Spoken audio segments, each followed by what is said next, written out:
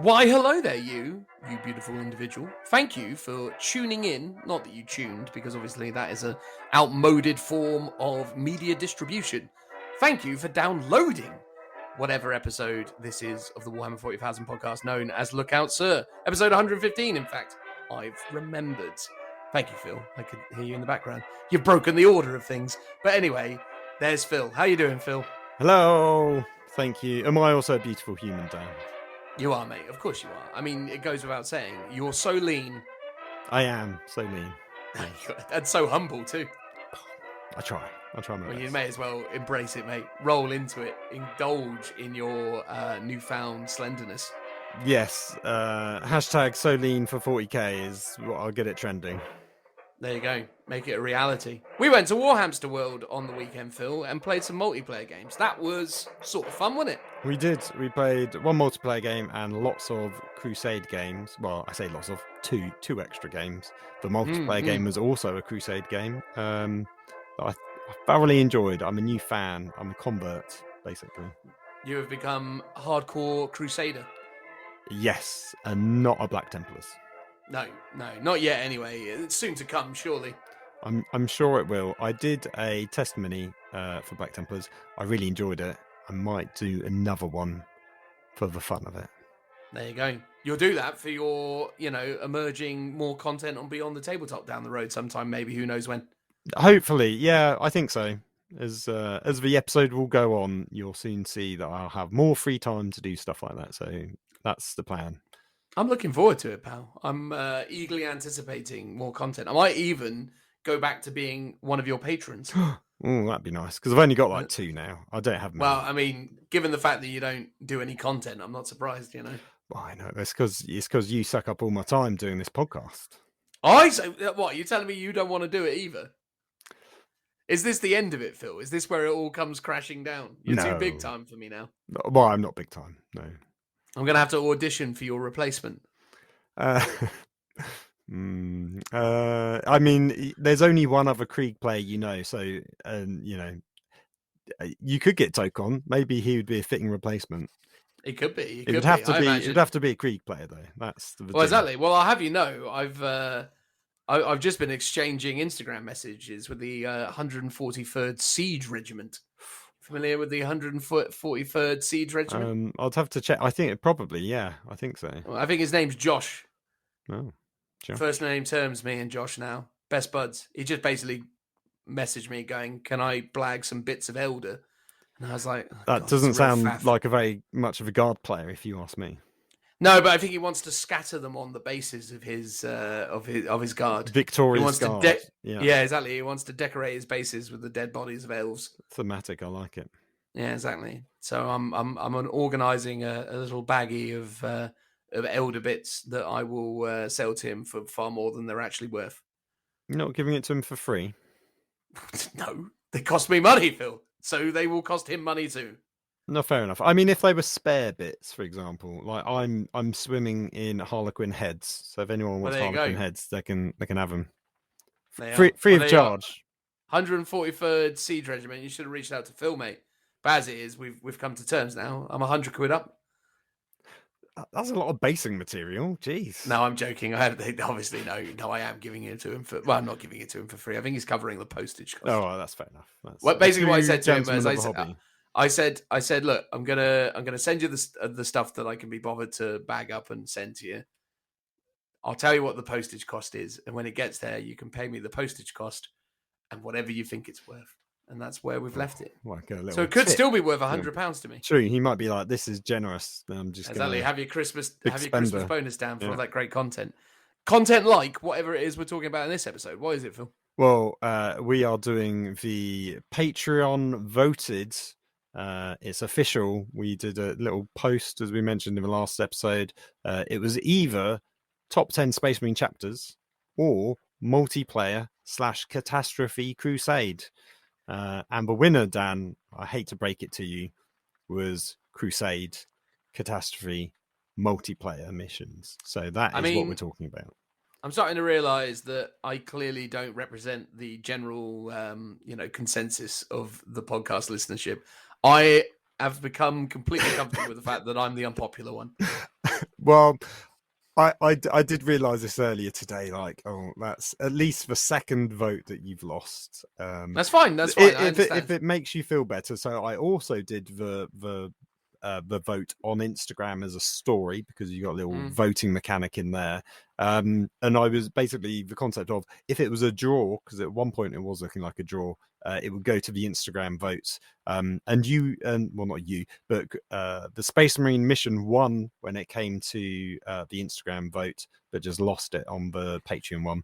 I think the Patreon one, I think, was like 11-6. And then I think the Instagram one was, I can't remember, it was like 33-30 or something. So it was a lot closer. But, you know, I appreciate you trying to, prop up my ego after that. I know. Well, if it makes you feel better... truth be told, Phil, I'm actually really disappointed. So, let's just get on with this 5-star review, eh? Okay. Come on, well, now, for the heck. If it makes you feel better, we'll do the Space Marines next week. How about that? Yeah, all right. Fine. 5-star review. Cheers, everyone. Not 1 star, not 2 star, not 3 star, or 4. It's a 5-star review. Are you gonna, transcribe that to some kind of audio recording for, for future use? We just did it. Are you sincerely just wanting to start freestyling these now? Maybe. All right, well, I might. See how that went. If I can recreate the magic, I'll give it a go. Well, I mean, you obviously have access to this recording, so anything's possible. Anyway, this week's 5-star review comes from where, Phil? Apple Podcasts from Great Britain. Now, did you remember that I told you this, or are you guessing? I'm not going to tell you. You're not going to tell me. Well, you are indeed accurate, Phil. Thus ends the saga of how well does Phil remember things, because this comes from Apple Podcasts of Great Britain. Huzzah! Congratulations, Phil. Despite your, aging frame, your brain is still fighting fit. How very dare you? I mean, I'm not far off. I mean, my beard is grey, but my grey matter is not. No. Although, should it not be? I mean, who knows? Who knows? One of those pesky scientist folks. Anyway, this 5-star review comes by way of 1990 grams or GM. Sorry, grams. Would grams be GM? Why do I think that? Probably wouldn't. General manager. Anyway, the 1990s GM. There you go. Yeah, we'll go with that. Because gram. What is the symbol for grams? G. It's just G, isn't it? Yeah. Why I would have assumed there was an M at the end of it, I don't know. Anyway, 1990 GM says, very enjoyable listen from 2 nice lads. 5 stars, which is, of course, a prerequisite of our 5-star review segment. And if you would like to leave us a 5-star review, please do so. And at some point in the future, you'll hear yourself called out here with much aplomb. Is that even correct? Aplomb? A plume? Is a word, yeah. All right, thank you. There we go. You've been very helpful today, Phil. Couldn't tell me the grams. No clue on the plume. What's going on here? I told you it was G. I know. I would go with a plum. Yeah, I would probably go with a plum as well. Anyway, Dan and Phil, excellent job on the podcast. I zone out, skip most of the rules discussions as I have no idea how to play, but thoroughly enjoy your rambling intros, outros, and non-rule based episodes. Very well balanced pair. Love Dan's little ego trips and Phil's complete indifference to them. Keep it up. There you go. I thought we, in many respects, beautifully illustrated, the core tenets of his 5-star review there. So obviously we have done an ample tribute to 1990 GM's appreciation of the pod. But to elaborate on that further is, of course, dear old Phil. It is I, Philip, the Grey Beard. Not the Grey Wizard, the Grey Beard. But thank you for your lovely review. It's always really appreciated when someone, such as yourself, a stature, a pillar of the community, the general manager of wherever you work, appreciates the kind work that we do. It always means a lot to us. I'm glad you like the rambling episodes. You might be in for a treat this week because we're finally not talking about a Warzone book. And I imagine you zone out on all of those because that's a lot of rules. So yeah, hopefully you'll enjoy this one. Indeed. No, and obviously, yeah, thank you very much, 1990 GM. It's an absolute delight to get a review from yourself. And yeah, that's that, I reckon. Thank you very much to all the patrons. Please consider buying some merchandise. It is Christmas after all. Who doesn't love Lookouts related items under their Christmas tree? I mean, not I. More like, who doesn't want to have their girlfriend or loved one or non-40k player partner wearing 40k merch on their behalf? Like, it's a visual treat. If you like 40k, get your better half decked out in 40k. Absolutely. And, you know, as a reasonable substitute for that, a 40k podcast with no official affiliation to the IP. Well, I mean, that's how they can get away with it. Like, if they're not into 40k, then, you know, it's not really. They're just 40K. into either a obscure quote about a crow or a man having his head blown off. I mean, they might be into military reenactment, which is very close to what the visual look of our show is. You know, that's true. They might be a fan of Sharp, in which case, get on it. There you go. It's entirely plausible and indeed possible. Anyway, thank you very much, everyone. It's always a pleasure. We're going to get on now with the rest of the show. Transitional noise.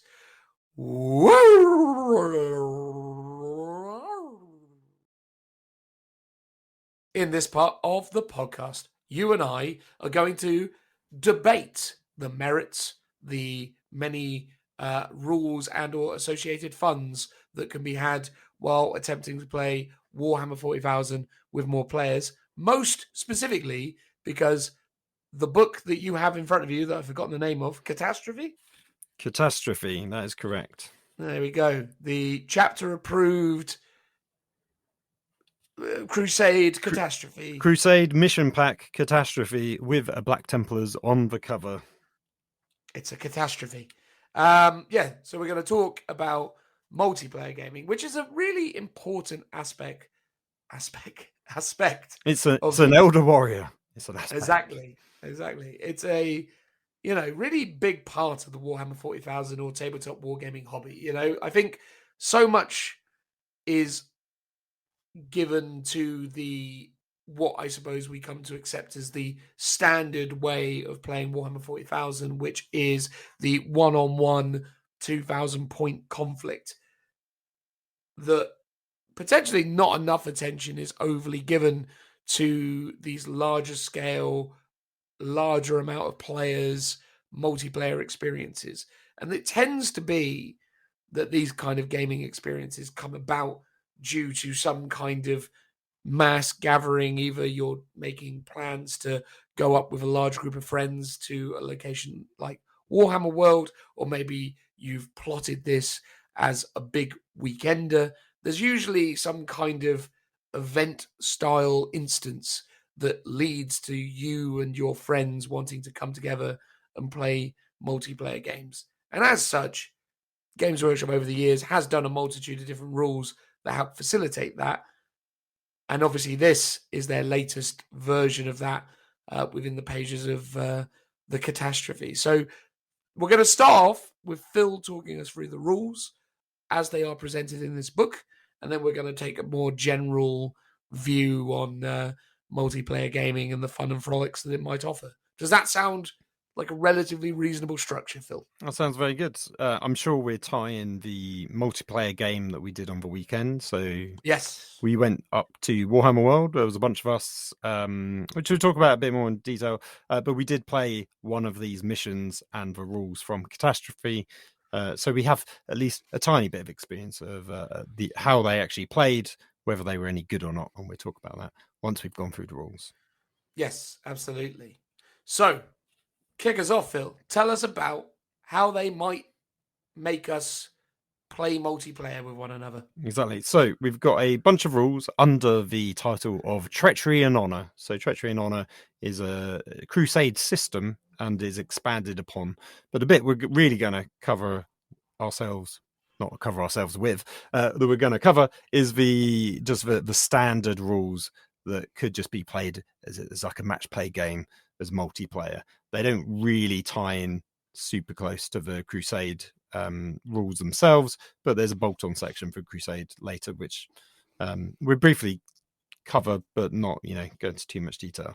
The first bit of interest is the number of players, is what they say. So this book is specifically designed for 4-player games, but it can also work with 3-player games. Every mission has a 3 and 4-player deployment zone map. So there's one specific when you've got 3 players, one specific for 4 players.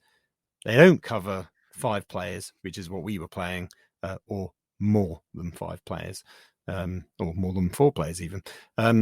So that was a bit of a sticking point, and we managed to muddle our way through by fudging the deployment zones basically in our game. But a key thing to note, and actually one of our listeners actually asked this very question about this book, in terms of how many players does it actually tailor for? 3 or 4, basically. Yeah, so I mean, obviously, there's some relative limitations, I guess, within the book in terms of if it is that you wanted to go to 5 or 6 players, but then we managed by some relatively logical house rules, or relatively sensible compromises, I suppose, to arrive at a relatively playable 5-player adaptation of these specific rules, right? Yeah. So to give a bit of context of the game that we played, we were on Jamigan Bridge, which is a massive, almost apocalypse-sized table at Warhammer World. It's really thematic. There's a big bridge in the middle, dry beds on, instead of a river, and bits of ruins scattered around. And the map that we did, basically everyone had a corner, effectively a triangle shaped corner of the board, and all the objectives were relatively in the middle. So where were we going to stick that 5th person? It made sense to have someone randomly stuck in the middle on the bridge, defending the bridge.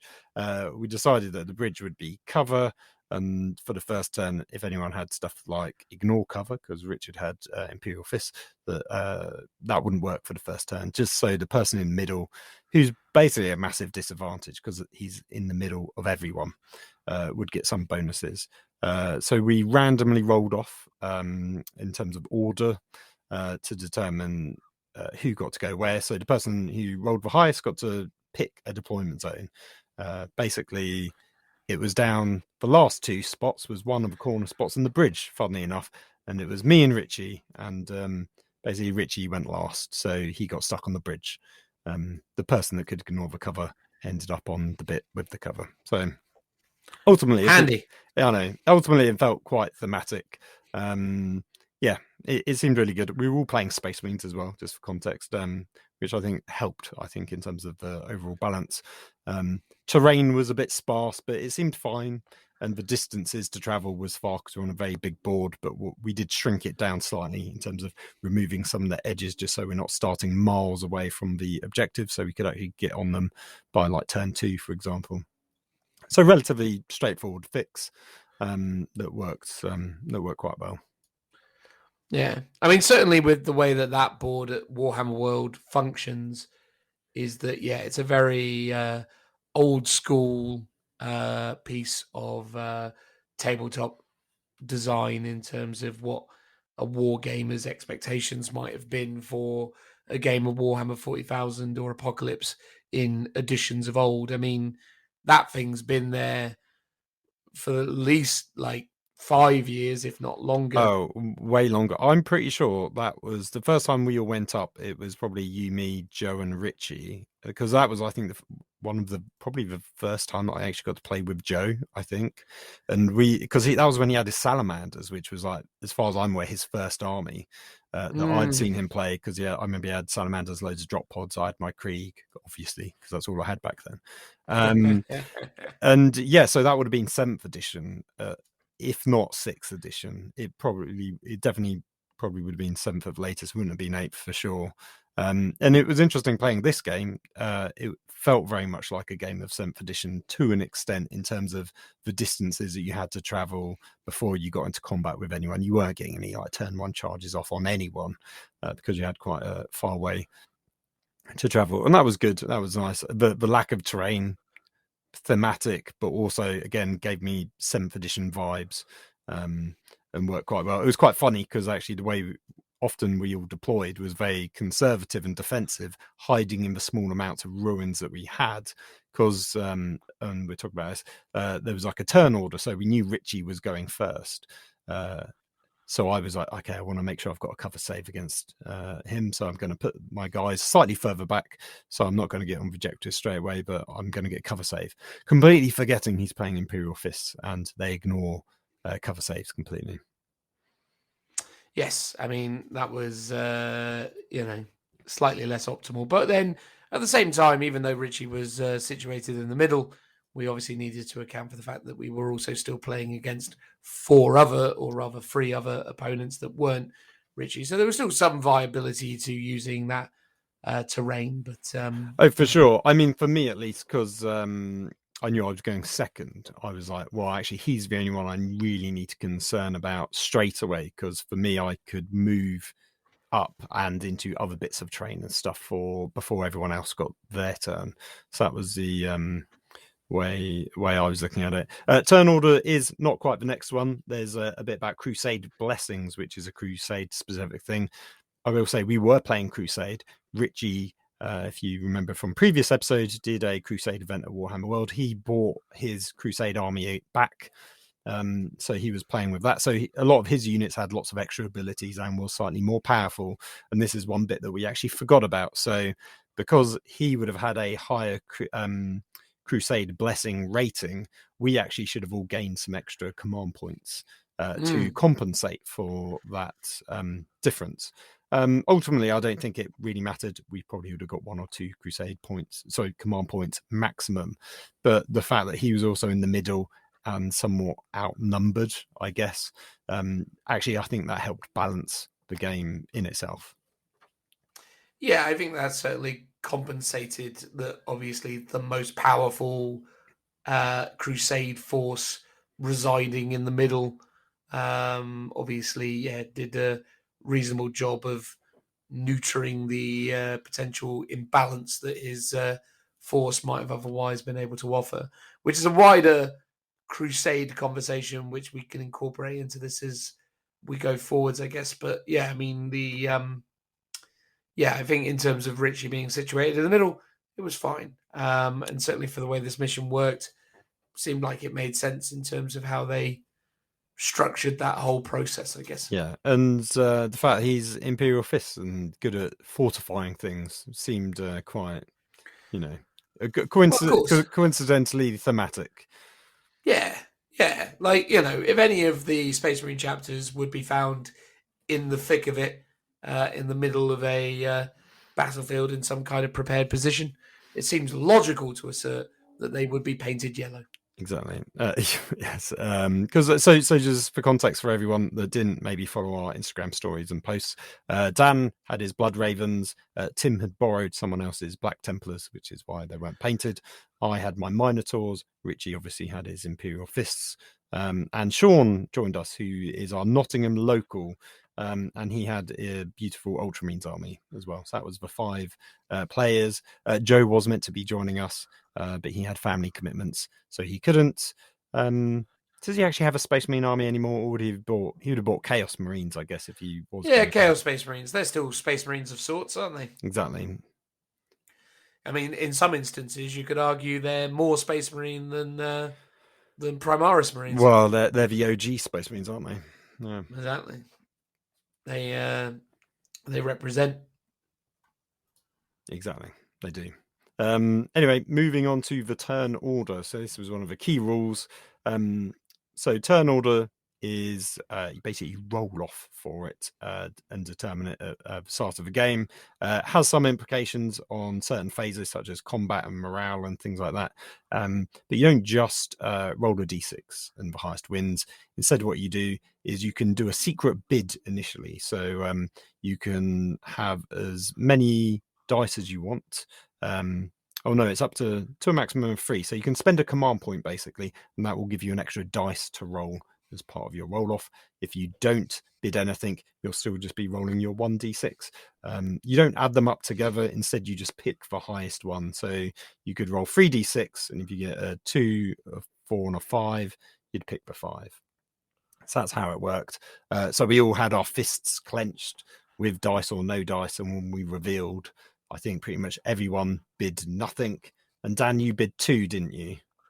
No, I bid nothing. Oh, didn't? It was Richie Richie. bid 2. Ah, right. Yeah. So Richie bid 2, obviously because he knew he was in the middle, I think. Well, I think him being in the middle was by virtue of the fact that he won the roll off, which he then had bidded to achieve. So I think Richie early doors was either taking pity on us or he was making some quite weird tactical errors. Oh no, I'm just trying. Actually, no. I think if I remember rightly, so deployment is done in reverse turn order. That's it. So I think so because he was going first, it meant he got to pick his deployment zone last. Yes, correct. That was it. Yeah. So again, an interesting mechanic. When I first read this a couple of weeks ago, I'd read it wrong, and I thought you did this turn order roll off bid mechanic every single turn. But instead you don't, you just do it once and it's fixed, which is, it's interesting, but I think it's got a few flaws.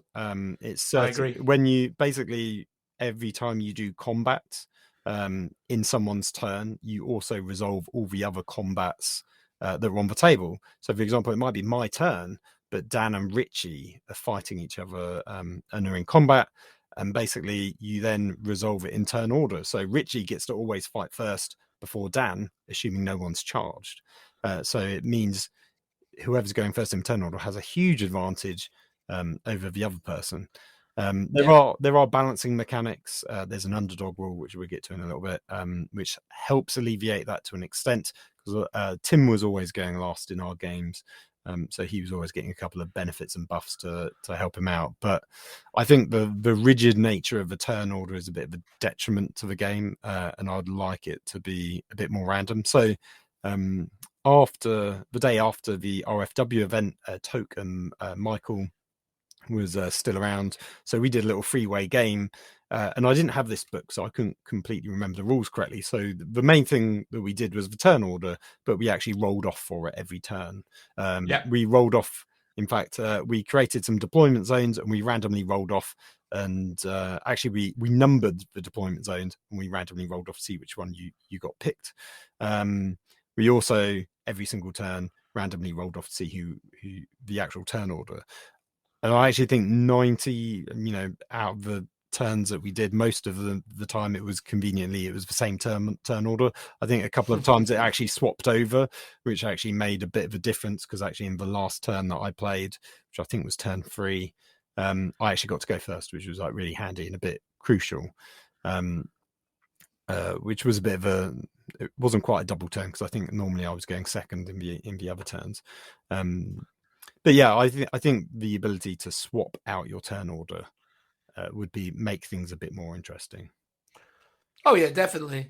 I mean, is this the time where I can start offering my criticisms of these systems, or would you prefer to finish summarizing everything and then I'll go at it in a bit? Yeah. Let's go through the whole thing and then criticize it at the end and make suggestions of how praise it as well. There's potential for praise. That's true. So in terms of the battlefield, you've got your battlefield edge, which is normally a whole table edge, but obviously it's shared now with someone else. So what they say is your battlefield edge is just your edge relating to your deployment zone, which is quite important for things like deep striking or some secondaries maybe revolve around going on deployment edges, although very few in Crusade games. The next step is the alliance step, which happens basically at the start of every turn. Basically, and this is done in a very vague and nebulous way, which I'm not a fan of. But basically, they say you can do things like make alliances, you can propose deals, you can barter in-game favors, command points, or whatever else you deem necessary with other players. Players can attempt to bribe opponents into swapping positions in the turn order, which is an interesting mechanic. They just say, feel free and be creative in how you do this. So basically, there's a little step where you can do what you want, which I don't like. It's so vague for me personally. We didn't really use it at all. I mean, in general, quite often when we were playing, we'd be like, "Oh yeah, do you want to do that, Richie? Do you really want to shoot at me when Tim's a juicy target over there, or maybe Dan's going to win it if no one gangs up on him?" So I think there was vague general chit chat, throughout the game, but nothing formalized in terms of an alliance. I think turn one, I was willing to help Richie out. I said, if you want to team up, I'm all for it. And he rejected my offer because he wanted to go it alone like the Imperial Fist he is. He is a scoundrel. Indeed. Next up, we've got a little bit about fight phase, which I already explained about. So you always do it in the turn order. However, if you do have things like fight first or fight last, they apply to all players. So if it's my turn and I've charged, even though Richie goes before me in turn order, I still get priority for my charging units. But then everything else will go in turn order. So in our example, it was Richie, me, then it was it Sean, you, and then Tim? Wasn't it in that order? Or was it you, then Sean? Yeah, that was the order, yeah. Yeah, that was the correct order, Phil. Good that I remembered. You got the morale phase, and again, that's meant to be done alternating in turn order, but like it very rarely mattered that which order you did it in. So we just picked stuff and did it how we felt. The underdog system is the next bit, so you get special command boons, which are sort of like one-off stratagems, I guess, that you can do, and you can get an underdog point. So you did this after the alliance step, basically before someone did their actual turn, at the start of the battle round, basically. So you get points for being an underdog for different reasons. So the person that goes last in the turn order gets a point, which was always Tim, because we never changed the battle round order. Because as far as I'm aware, there might be some mission-specific ones, but the only way to do it is to barter your turn order in the alliance step, which, as we said, we never did. If someone has the fewest amount of victory points, or if two people or more are tied, you also gain an underdog point. And also, if you basically had the highest amount of power rating units destroyed from the game, you've had the most casualties on the table, you also get a point, which was actually quite often me or Richie or both of us. And in terms of victory points, it tended to be Tim and Sean, and Tim was always getting one because he was always going last as well. So you get 1 point for each of those. You can save them up if you want. You don't have to spend them that turn, because one of them actually costs quite a bit. But what you get is you can do a command boon, which costs 1. So basically, you can just gain an extra CP. You've got smoke canisters, which cost 1. Basically, all your units in your army count as gaining the benefits of light cover. So your whole army can gain light cover for a turn, which is pretty big. You've got dig-in, which is all your units in your army count as having the benefits of heavy cover, which is pretty big if you're doing lots of combat. The light cover one, for example, was quite useful, but at the same time, not that useful, because quite often we were being shot at by Richie, who ignored the cover bonuses. So it was like, okay, that one's a bit pointless. The next one is Defiant Speech, which basically means units in your army automatically pass combat attrition. Then you've got Command Network Boost, also 1. You can increase the range of all your aura abilities by 3 inches. You've got battle against the odds, which also costs 1, which basically is every time you do a mark on a tally for an agenda, which are your secondaries in Crusade. Sometimes you get points for like getting an assassin or killing someone. You'll put a mark down on a tally, for example. Basically, you gain an additional mark, which I know Sean did a couple of times, because the marks tend to basically give your units more experience at the end of the game. And then the last one is Bloodied but Unbroken, which costs 3. So that's the one that costs the most. So during the update experience point step of the battle, which is basically the end of the game, this player can nominate 1 additional unit to be marked for greatness. Marked for greatness is like a MVP from like Blood Bowl. You can give 1 unit 3 extra experience points, which is kind of a big deal. So you could save up and do that. So it doesn't actually affect your in-game results, but will boost your army going forwards. Handy dandy. So those are all the underdog traits. There's also a bunch which I'll just briefly mention. There's sort of expanded Crusade rules, which is the treacherous and honourable stuff. So technically this would work if you're playing lots of multiplayer games on a regular basis, that you would then want to expand out to these things. So for example, at the start of every battle, you can nominate 1 unit to gain a keyword of treacherous or honourable. You can spend your resource points, which is a Crusade thing, to get 2 extra units to gain these keywords. And then when you gain battle traits, which is what you spend your experience points on effectively, you can give them specific honourable or treacherous battle traits. And they tend to do things either to boost that unit or to boost that unit in conjunction with another keyword. So for example, that one of the treacherous units can gain backstabbers, which is each time a model in this unit makes a melee attack against an enemy unit that's performing an action or performed an action in the last turn, add 1 to that attack's wound roll, which is pretty powerful, but obviously it's very niche sort of time when that might go off. There's another one which is an honourable upgrade, which is while this unit is within 6 inches of an enemy unit, or 9 inches if it's a treacherous unit, each time a combat attrition test is taken, it's automatically passed. So there's some interesting synergies about how these keywords interact with each other. So there are some benefits for having multiple treacherous units or treacherous versus honourable units, for example. There's stratagems which do exactly that. So you've got honourable stratagems, treacherous stratagems, and then you've got agendas, which are your sort of secondaries, but they relate to the experience points you gain in Crusade, as opposed to helping you gain victory points towards the mission that you're playing. And they all tie into the treacherous and honourable keyword. So as a one-off game, it's completely pointless. Like, I looked at it because I was like, oh, this would be really cool, and I was like, oh dear God, like it's quite a lot of extra rules to like read through, and also to explain to 4 other people how it works. But basically, it would also be really pointless as well, because like, cool, we all get one of these keywords, and the chances of using a stratagem or gaining one of these abilities that would actually affect those units is just not going to happen in your first game. Like, it might a couple of games in if we were to meet up and regularly do it, but yeah, it's not really going to happen. So yeah, it's there for people that want to do it, and it's interesting. Every single book has these, and they're all sort of themed in some way. It feels like this is the least relevant one out of a lot, out of all the Crusade books, because it is just specific to multiplayer games. And for our group, at least, multiplayer games are kind of like that few and far between. It is kind of when we get together, but when we get together isn't all that often.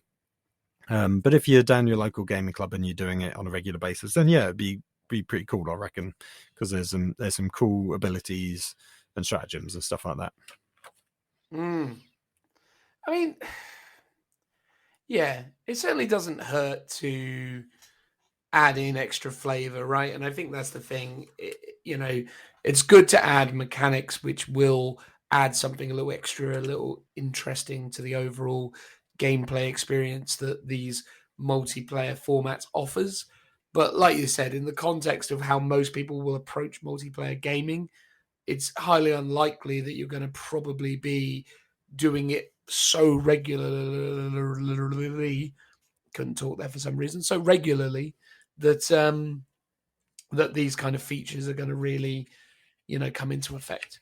I also think generally, though, as well, I think the addition of like the Crusade system to these larger multiplayer games adds degrees of complexity, which further bogs the thing down. My thing is with multiplayer gaming, when it gets into a system where you introduce, 3, 4, in our case, as it was last weekend, 5 players, I think the game designer needs to stride towards mechanics which simplify the experience, not mechanics which add more complexity. Would be my take on things. Yeah, no, I kind of agree with that. We kept it pretty simple. Yes, we did. When it was, so we all played with the Crusade agendas, but we basically took Richie's lead of the ones that he recommended because they were kind of like the easiest to do and just sort of made most sense. So one of them was, I think it was called Relentless, which was a core stratagem. Core book agenda. It was basically you pick the units that had killed the most from your army and it gains 2 experience points. And then the other one was a Space Marine specific one, which is all about morale. So every time you took a morale test and you passed it, you put a tally mark down on that unit for 1. If you failed it, you remove all of the tally marks that you've gained. And at the end of the game, for each mark a unit's got, you gain 2 experience points, which was quite a cool way of lots of units being able to gain experience points. That was my go-to one for most of the missions that I played.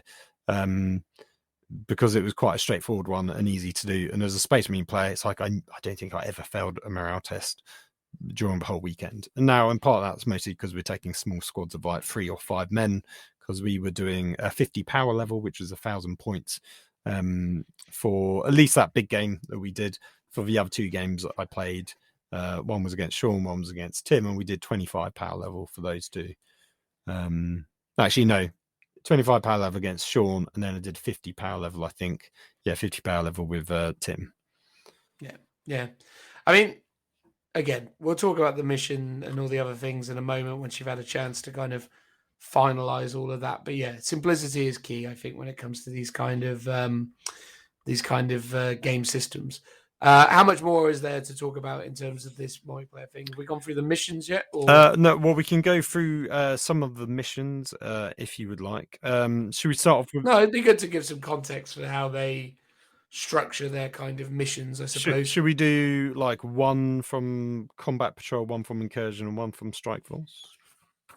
Sure. Yeah, all right. No worries. Have you got a dice handy, or would you like to pick a number?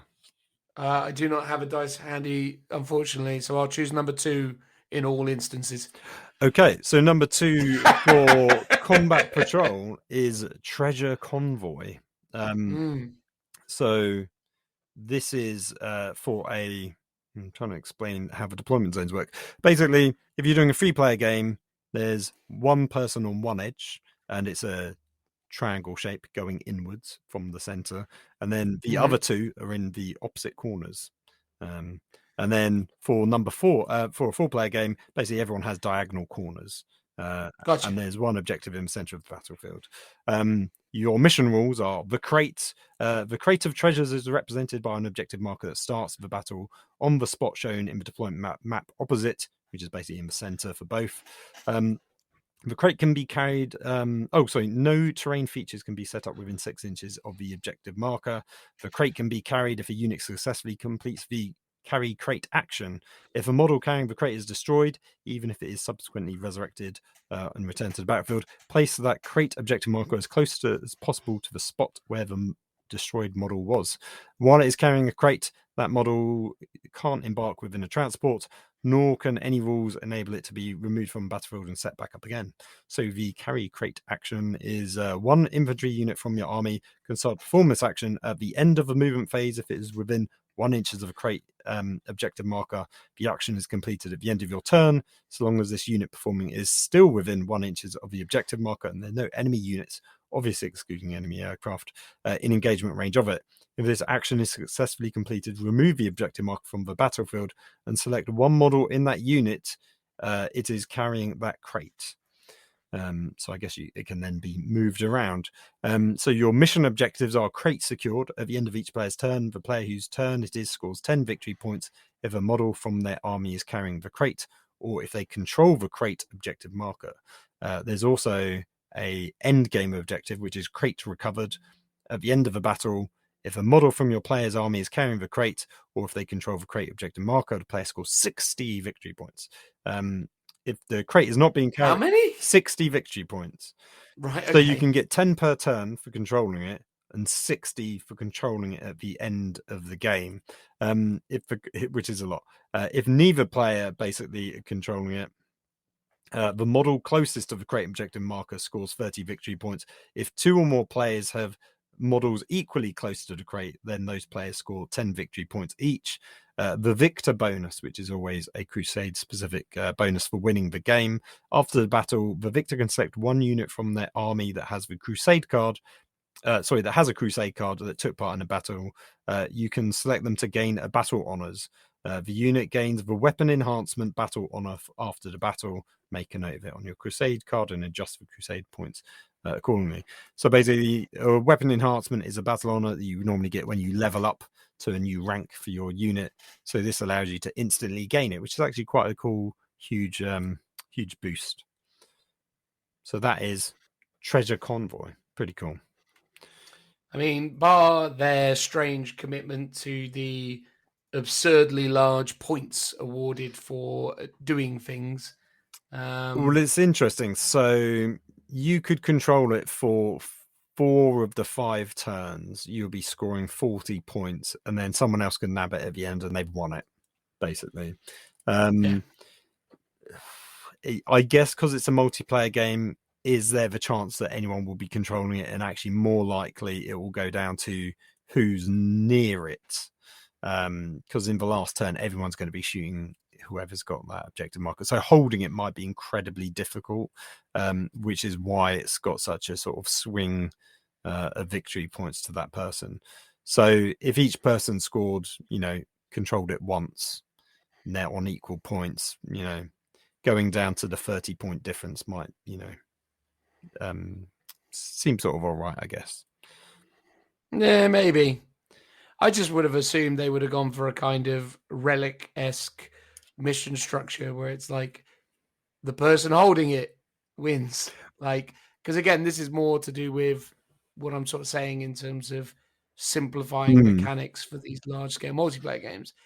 If we've all got a straightforward objective, which is hold the objective or hold the relic or whatever it's called in this case, the what was it called again? The Treasure Convoy.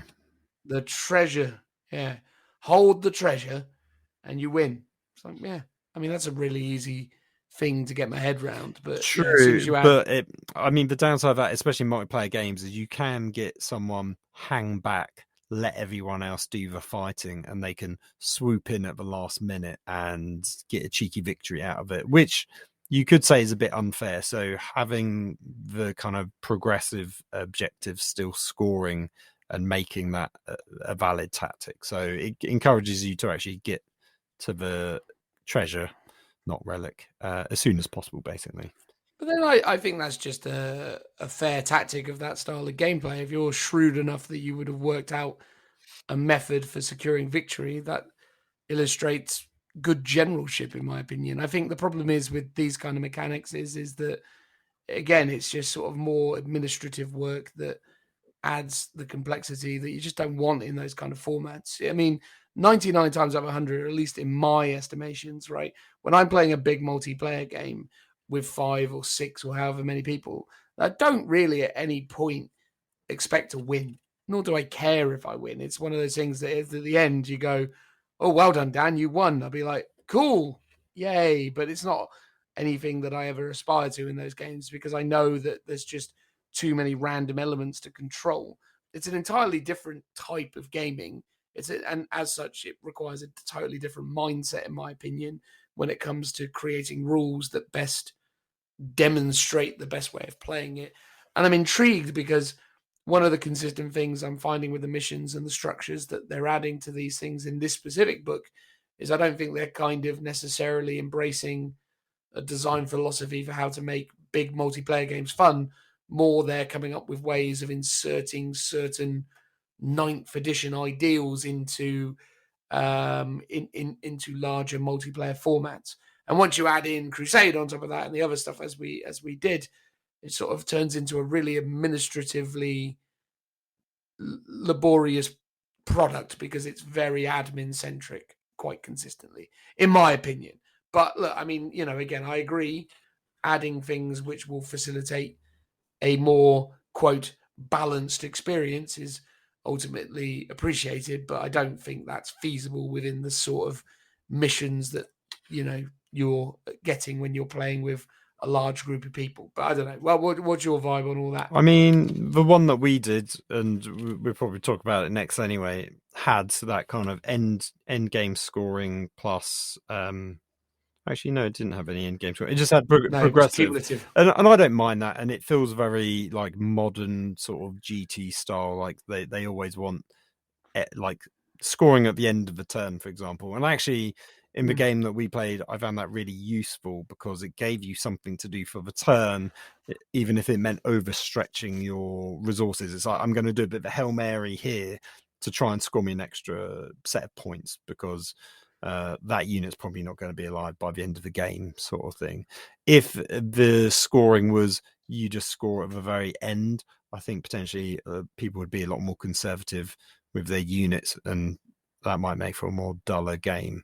But I would like to think, there's probably a mixed bag of missions in here, and there's a bunch that caters for everything. So if you just want a sort of score at the very end of the game, who holds this one thing wins. I'm sure that might be in here. I mean, we've not looked.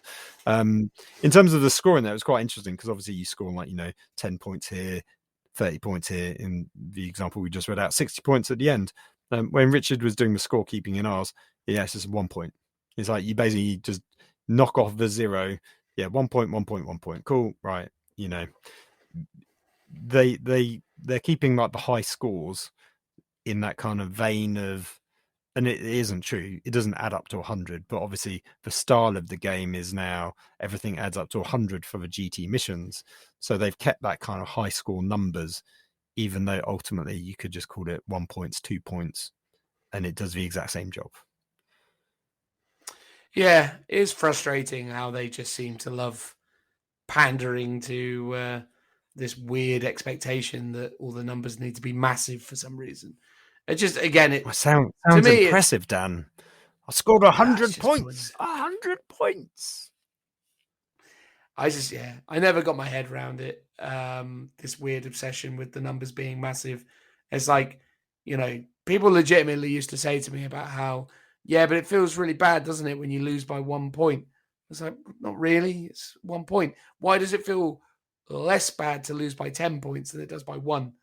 Because the mechanics by which you arrived at that number are identical. It's just that you've attributed a larger numerical value, but ultimately you still lost by the same by the same dimensions. Essentially, I guess even now you can still lose by 1, 2, 3 points, for example, quite regularly. And because I think before people complained about it because it was like the old tertiaries or secondaries where you had Slayer Warlord, Linebreaker, First Blood.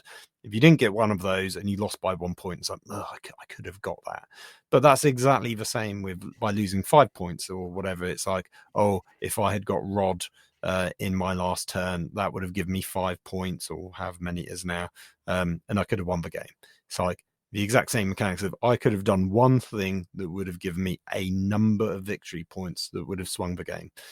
And I think people just had a real bugbear about those secondary missions of old because you either really struggled to get First Blood, and by turn 1 you knew whether you did it or not, or you really struggled to have the mobility to get Linebreaker, and you kind of needed to almost build it into your list to be able to do that.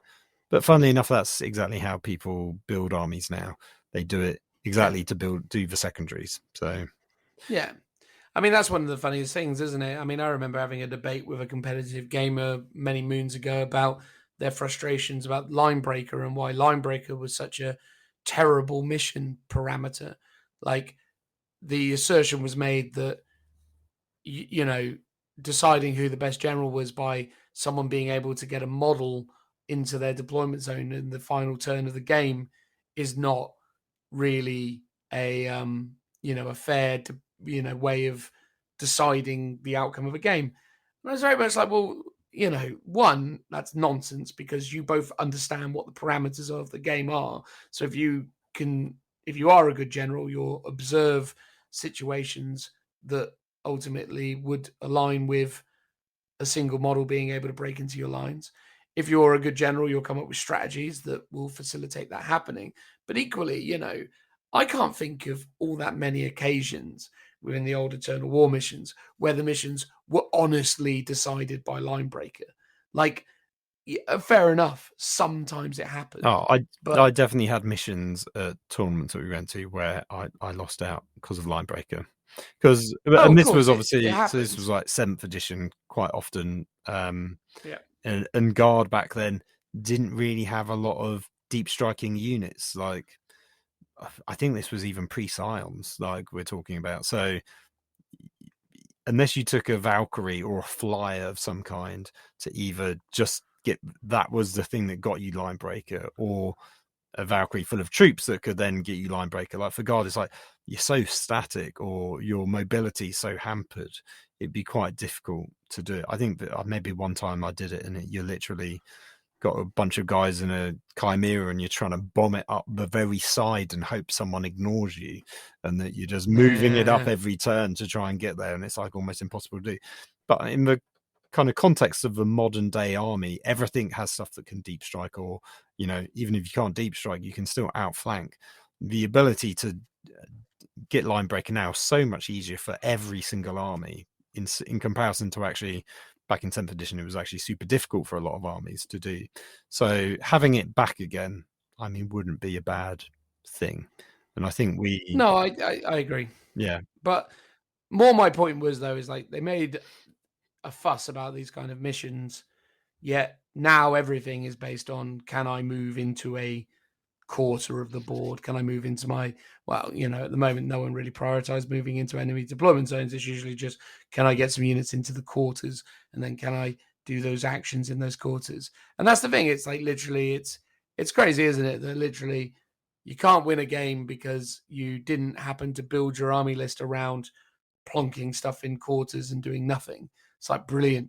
What a great sign of a great general. Well, it's Rod, yeah. Rod, I Rod. mean, it's an interesting sort of. It's like a sea change of how people play 40k nowadays. I think back in 6th and 7th edition, people were very much like, I just want to build an army, play the missions, but there wasn't, you weren't really tailoring your army build to the mission itself. No, In 8th edition, to an extent, but not really. You knew there was like one mission which prioritized units that had the fly keyword, for example. So you'd be like, oh, it'd be cool to have a few of those if I could get it. But beyond that, there was the one that had the big ignore invulnerable save. So you maybe didn't want to take lots of units with invulnerable saves. But at the same time, you just most of the time hoped you didn't get that mission because everyone sort of hated it. But it felt like you were building your army more about like how you wanted to play it. Whereas now it's more like, okay, here are the things I want my army to do. I want them to engage on all fronts. I want them to do raise banners. I'm literally building my army to do those things at the very beginning, as opposed to, it felt like 7th edition, you would build an army to do things that were more like, I want to kill stuff. I want to have mobility to get onto objectives.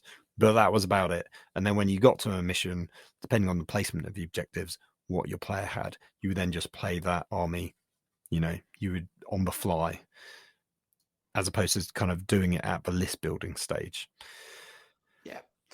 But I mean, irrespective of that, though, right? Again, it's those kind of design philosophies that sort of permeate in these multiplayer rules. And obviously, I understand that this is the rules writing team that they have at the moment, and this is the, dare I say, design philosophy that they are utilizing when it comes to creating missions and creating their game systems. So obviously, I can't sit here and be flabbergasted by the fact that they're using those kind of ideals when it comes to that stuff. But again, it's just Anyway, what's the next one, Phil? Well, the next one I'll do number 2, but number 3 was a race to recover, which is one we did. So we should read them both out because you obviously want to know the mission that we played. Well, you just told us, Phil. Yeah, but you don't know what the winning conditions were. All right, fine. I mean, it's cumulative point scoring, is what you said. Right, race to recover. We'll skip out number 2. Number 3 is race to recover, which is the one we did on Jimmigan Bridge. The mission rules are recover supplies. So units from your army can attempt the following action from the core rule book. Recover supplies. At the end of your movement phase, one unit in your army that is within range from an objective marker. Obviously, there's no units or excluding aircraft within 3 inches of it. The action is completed at the end of your turn. When this action is completed, place a counter on that objective marker. When an objective marker has 3 counters on it, remove the objective marker from the battlefield. So you can do the action up to 3 times per objective and then disappears. That never happened to any of our objectives. I think the most we got was 2 on one objective. You score victory points as followed. It's progressive objectives: supplies secured. At the end of each player's turn, the player whose turn it is scores 10 victory points for each of the following conditions they satisfy, to a maximum of 30 points. So if you control 1 objective marker, 2 objective markers, obviously 2 or more and 1 or more, or a unit has performed the recover supplies action and you can't score it in the first battle round. Poor Richie, because he was on top of them all, couldn't do it then. And your victory bonus is you gain 3 requisition points after the battle instead of just 1. So sort of a minor bonus for winning in terms of Crusade. And quite often or not, me and Richie were scoring like 2 or 3 victory points. Sorry, 20 or 30 victory points per turn, because quite often I was on one objective and that objective I was also doing the action on, which would score you 20. And then in 1 turn or 2 turns, I was on 2 objectives and also doing the action. I remember Richie had a similar amount in the game as well that he was doing. So we were quite neck and neck at the top in terms of where we were in terms of our victory points for that game. In terms of the objectives, there was 3 in the mission pack. So there's 1 in the center and 2 either side, 14 inches apart. Instead, what we did is we made it 4 objectives. We actually got rid of the one in the middle and had the other 2 in the sort of 14 inches from center of the battlefield. So compass points, north, south, east, west, 14 inches on each side from the center. I think ideally we should have, and I did pitch it at the time, like, should we make that a bit further out? Because basically 2 of them were on either edge, basically right on the very edge of where the bridge starts. And then 2 were sort of in the muddy river. But it basically meant we were all heading towards Richard. If we had spaced it out a bit more, it would actually force Richard to have left the bridge, but also meant we were fighting amongst each other a bit more as opposed to just all fighting against Richard.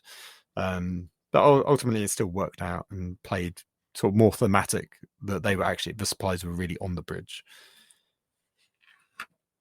Yep. No, I think it really kind of worked as a setting. I think it worked okay with the spacing that we had and the compromises we made to make it work. The cumulative scoring was fine for what it was. The fact that they incorporated that action system to add yet more, stuff was like, cool. Yeah, of course. Can't not sprinkle something else on there. I didn't mind it. I quite liked it because for me, it's like a trade-off of, do I want to score an objective or do I want to be able to shoot with that unit, for example? Or quite often it was 1 or 2 men, so I didn't mind. Obviously, Richie was like, I'm going to spend a command point or 2 command points to be able to shoot and do an action on an objective. So he was using those like Space Marine stratagems to do that. Yeah, I know what you mean in terms of it's extra stuff, but for me, I didn't have a problem with it, and it added a bit of, I wouldn't say narrative flavor, but it just added a bit of difference to the game. and Yeah, no, made that's you fair. do some sort of tough choices in terms of how you wanted to score that turn. I love the fact that it was scoring at the end of your turn. It's if you were doing that action and you had to survive, that unit had to survive until your next command phase to score those points, I'd have hated that, because it would have, one, complicated the scoring, and two, probably meant no one ever scored anything, because 3 people would be shooting at that unit to ensure that you don't score that turn. Yeah. No, agreed. Um, That would be less than ideal. Let's move on to a strike force mission, which is defense lines. This is your number 2 pick. So mission rules are defensive circles. In this mission, the 4 objective markers closest to the center of the battlefield are inner defensive objective markers. The 4 other objective markers are the outer defensive objective markers. That means there are 8 objective markers. Well, I hope you've brought 2 sets of objective markers with you to do this, because there's You're gonna need them. There's defensive positions. So while a unit is within range of the inner circle objective markers, the unit receives the benefits of being within area terrain with the defensible trait. You score as followed. There's progressive objective: secure the fortress. So at the end of each player's turn, the player whose turn it is scores 10 points, satisfying the following conditions up to a maximum of 30 points. They control 1 or more outer defense objective markers. They control 1 or more inner defense objective markers, or they control 3 or more objective markers. Pick either outer or defensive. There's also King of the Castle, which is the end game objective. At the end of it, I can't actually believe that they called it King of the Castle. Is that for real? No, that is what they call secure the fortress and King of the Oh my Castle. God. Yeah. At the end of the battle, if one player controls more inner defense objective markers than any other player, that player scores 20 victory points. And the victor bonus is the victor of the mission gains 2 requisition points of the battle instead of 1. So the deployment map is a mess. You've got, on a 3-player game, you've got a person at the top, let's say north. There's a big long rectangular deployment zone, but doesn't go all the way to the edges.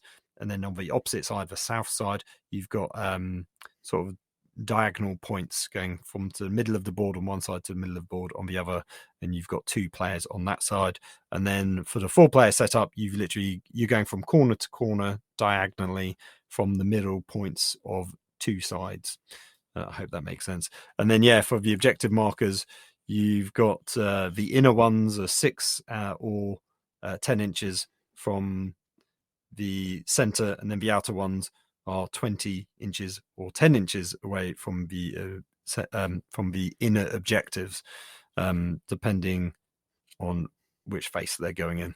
So they're sort of roughly equally pointed away. Interesting. Makes you think you should set this up with lots of like a literal fortress in the middle, so you're actually fighting over an actual castle of some kind, which seems like it would make sense. Yeah, no, certainly. If you're going to do some kind of King of the Castle, mission structure, there should definitely be a castle to fight over. And then lastly, we should have some onslaught-sized ones. So number 2 pick is Raider or Rescuer. A similar thing in terms of the deployment zones. You've got a square one up top and 2 triangle ones at the bottom, or all triangles for the 4-player game. Your mission rules are secret purpose. At the start of the first alliance step, players must secretly note down whether they are a raider or a rescuer. Once all players have done so, in turn order, they must declare to the other players which of these 2 options they are. They do not have to tell the truth, however. Oh, interesting. I'm already loving this one. The stasis pods. So each stasis pod is represented by an objective marker. A commander can be freed from their stasis pod and escorted if a unit successfully completes the deactivate stasis action. If a unit escorting a commander is destroyed, even if it is subsequently resurrected and returns to the battlefield, place an objective marker as close as possible to the spot where it was last destroyed. While it is escorting a commander, the unit cannot be embarked within a transport, nor can it be removed from play and set up again. So the deactivate status is an action that any unit can attempt. So one or more units from your army can start to perform this action at the end of your movement phase if it's within 1 inches of an objective marker. The action is completed at the end of your turn, so long as the unit performing is still within 1 inches of the objective marker and there are no enemy units, excluding aircraft, in engagement range. So this is a bit like the updated secondaries, where basically you can start the action and you can have enemy models within range of the objective, but you've got your turn to shoot and fight them off of it. And so long as you've done that, you can claim your action. If this action is successfully completed, remove the objective marker from the battlefield. That unit is now escorting a commander. So your mission objectives are: you've got to come to aid, which is a progressive objective. At the end of each player's turn, the player whose turn it is scores 10 victory points for each commander that is being escorted by a unit from their army, and 10 victory points for each objective marker they control, to a maximum of 30 points. Can't be scored in the first battle round. Then you've got True Purpose, which is your end of game objective. At the end of battle, each player reveals whether they really were a raider or a rescuer. Each raider player scores 5 victory points for each commander that is being escorted by a unit from a raider player's army, and for each objective marker that is controlled by a raider player. Each rescuer scores 5 victory points if theirs is being escorted by a rescuer unit, or for each objective marker controlled by a rescue unit, and the victor bonus is 3 requisition points instead of 1 at the end of battle. So basically, even if you haven't rescued or raided any of the stasis pods and commanders, so long as your effectively teammates have done it, you also score the points. Which is kind of interesting, because you've got some sort of shenanigans about lying and pseudo teaming up with people, or not, as the case may be. In terms of the objective markers, the placement, I won't try and describe them. There's 6 in total, sort of like how the 6 appears on a dice, I guess. But the measurements vary wildly between the two deployment zone types, depending on you're doing a 3-player game or a 4-player game. But they're evenly spread out, is all I'll say.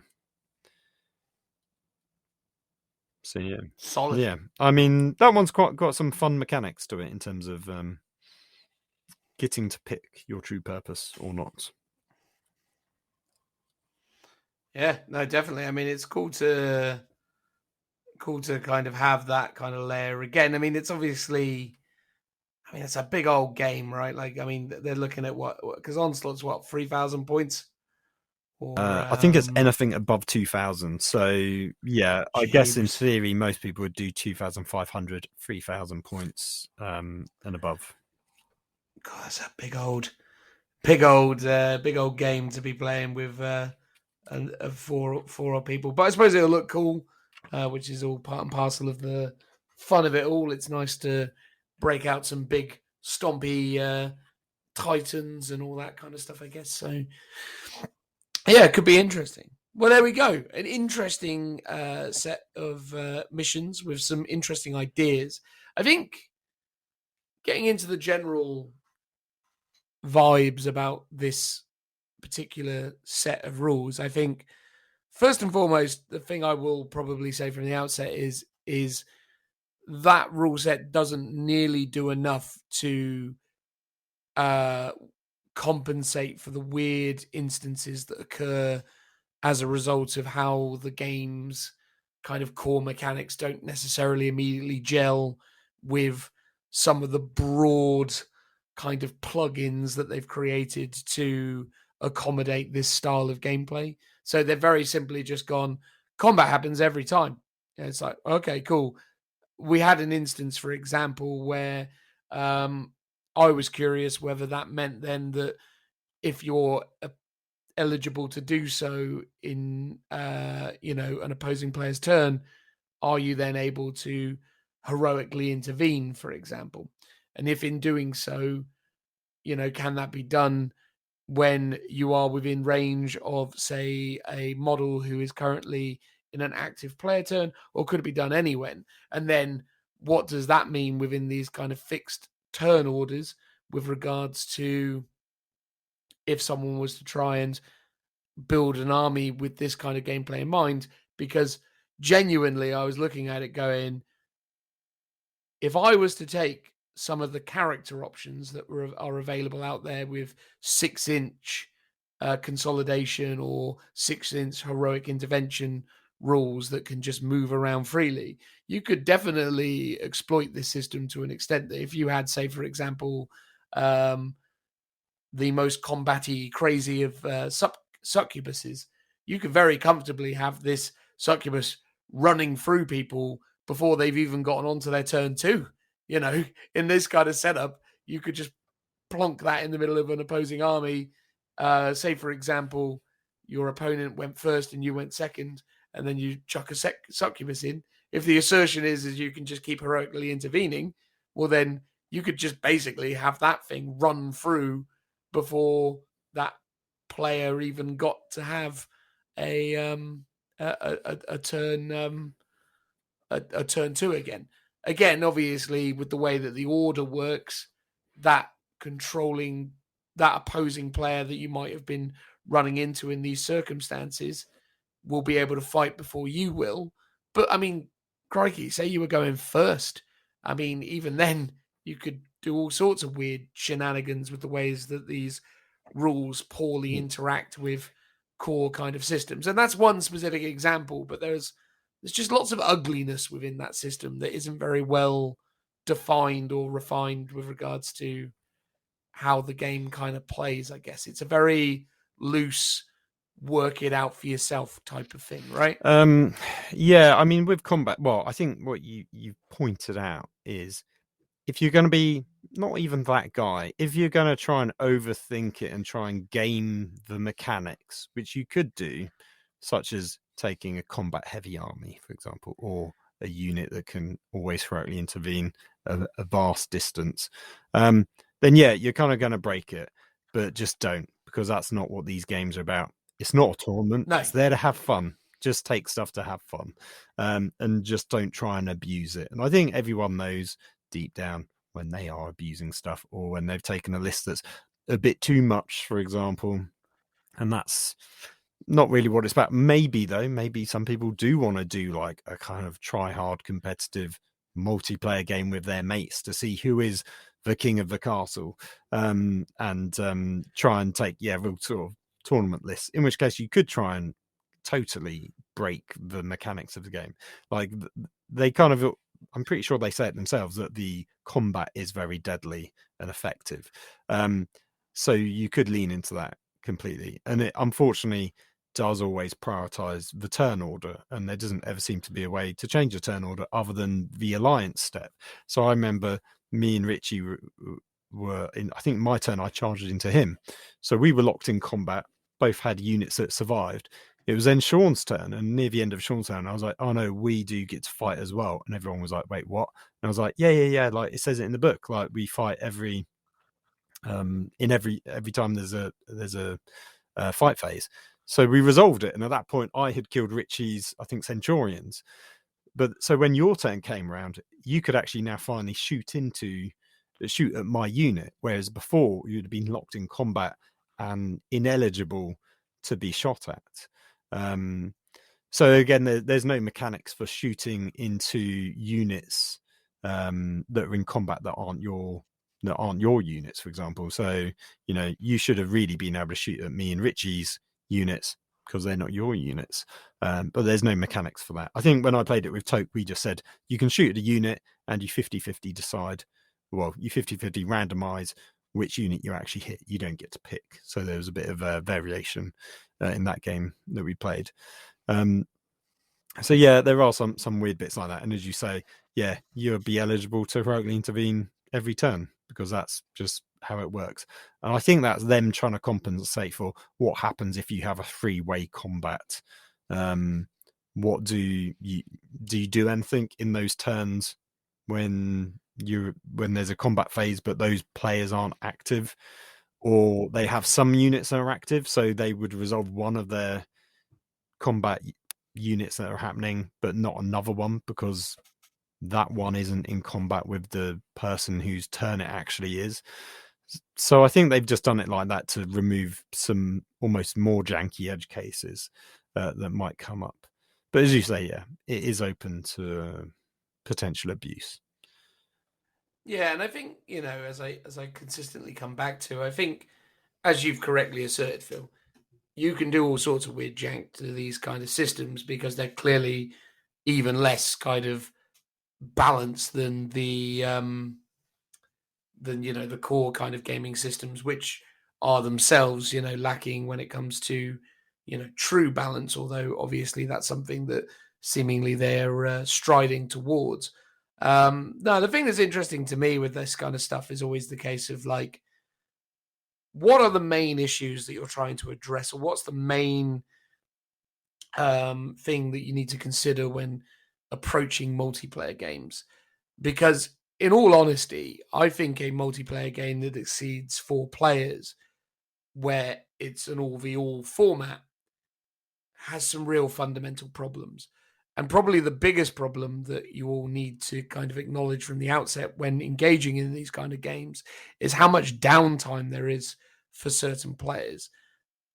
Inevitably, with this kind of game design, there is always going to come a time where a player is going to find themselves waiting an awfully long time. And I'm really interested to hear your thoughts, Phil, on what kind of mechanics you might find acceptable, or what kind of things would you recommend to try and compensate for that problem. Because to me, I think that is the biggest problem that these style of multiplayer games need to overcome. I think it's downtime, but it's also a balance conversation as well. It's about what kind of mechanics, what kind of things can you create to you know ensure that one player doesn't get horrifically ganged up on, or what can you do to add a certain level of randomness to the turn sequences and actions that transpire within.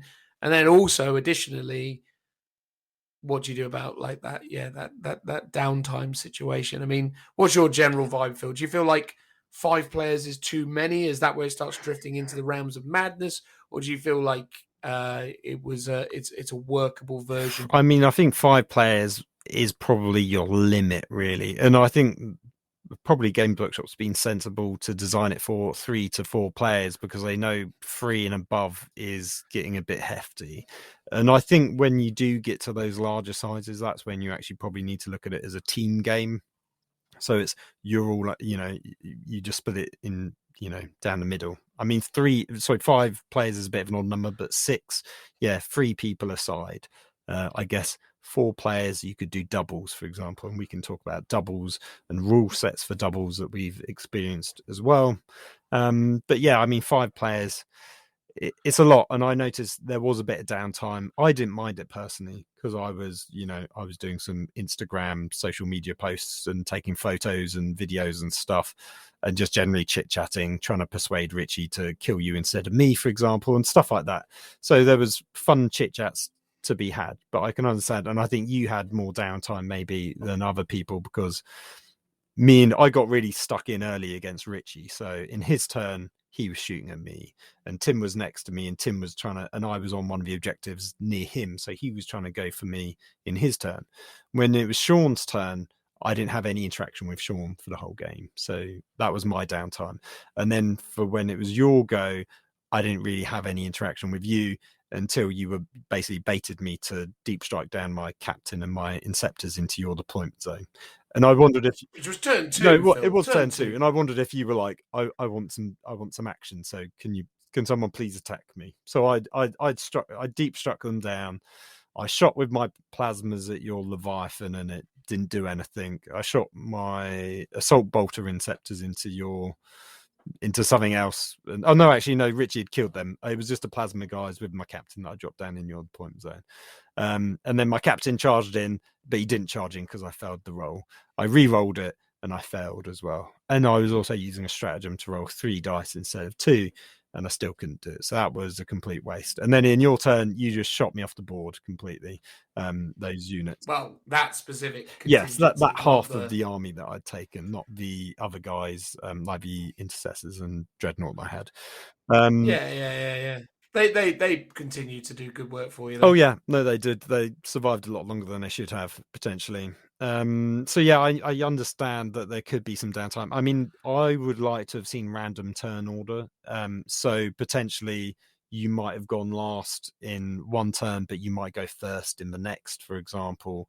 Yeah. But then conversely, you might go first in one and then go last in the next turn, which means you've got even longer downturn because effectively, you're not getting the double turn, you're getting, back to back. Yeah. Well, I think that's the thing.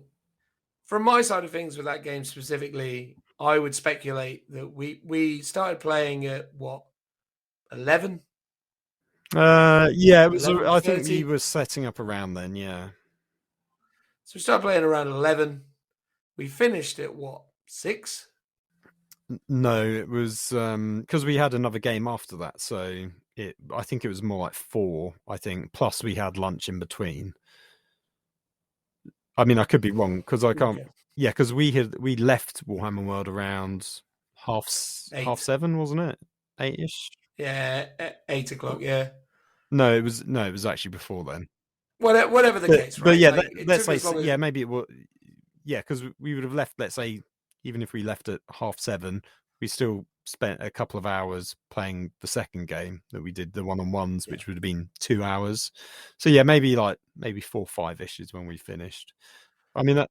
But regardless of that, right? I think in all seriousness, in terms of my playtime specifically, I would argue in that, say, call it a 5-hour game, I probably played for about half an hour. And, because literally turn 1, I moved and did some shots. And then that was that. Turn 2, I had some action because you came into my lines. But realistically, once that was resolved, turn 3, kind of moved again, didn't do much. And then I just kind of got blown up by a load of stuff and then was out. And I literally was like, oh, That okay, cool. was That was nice that and was simple. Sean's fault though, wasn't it? Regardless of whose fault it was, it's and again, it's not that I'm bitter about it for that reason, because I don't think necessarily the problem occurred because I got like attacked by things and things went wrong for me. It's more a case of, I think one of the weird things that obviously as a group you need to compensate for is the sort of different skill levels and the different kind of conversations that go on between the different opponents. Like, I was very resolute with my strategy. When it came to me, I was just interested in moving the game forwards because I was like, Jesus, let's just pick up the pace on this because it is Yeah, I mean, you lagging. were sort of coaching Sean a lot in terms of what he should be doing because he hasn't played Yeah. much 40k like Yeah. at all. Well, not at all, but like in a long time. Like in terms of ninth Yeah. edition, I don't think he's played much at all. Yeah. And that's the thing, right? And I was happy to do that and I was invested in that side of it and it was all good, but it just gets to that point, I find. And again, maybe it's a sign of my immaturity, but I just get to a point with my big multiplayer games of 40k and I'm like, I'm so over this now. Like, after about 4 hours of doing little or nothing, I'm like, oh God, I've had enough. Like, and that's my consistent problem with it, is like, I get to a point where I'm just like, I'm so over this now. Like, Yeah, it's I mean, too I get much. it's a weird one because when you looked at all our armies, yours was the one that felt out on its own, even though we were in exactly equal deployment zones. I think don't know if it's because you redeployed to be a bit more defensive, but you had your Leviathan in your 2 rhinos and you had your squads in your rhinos.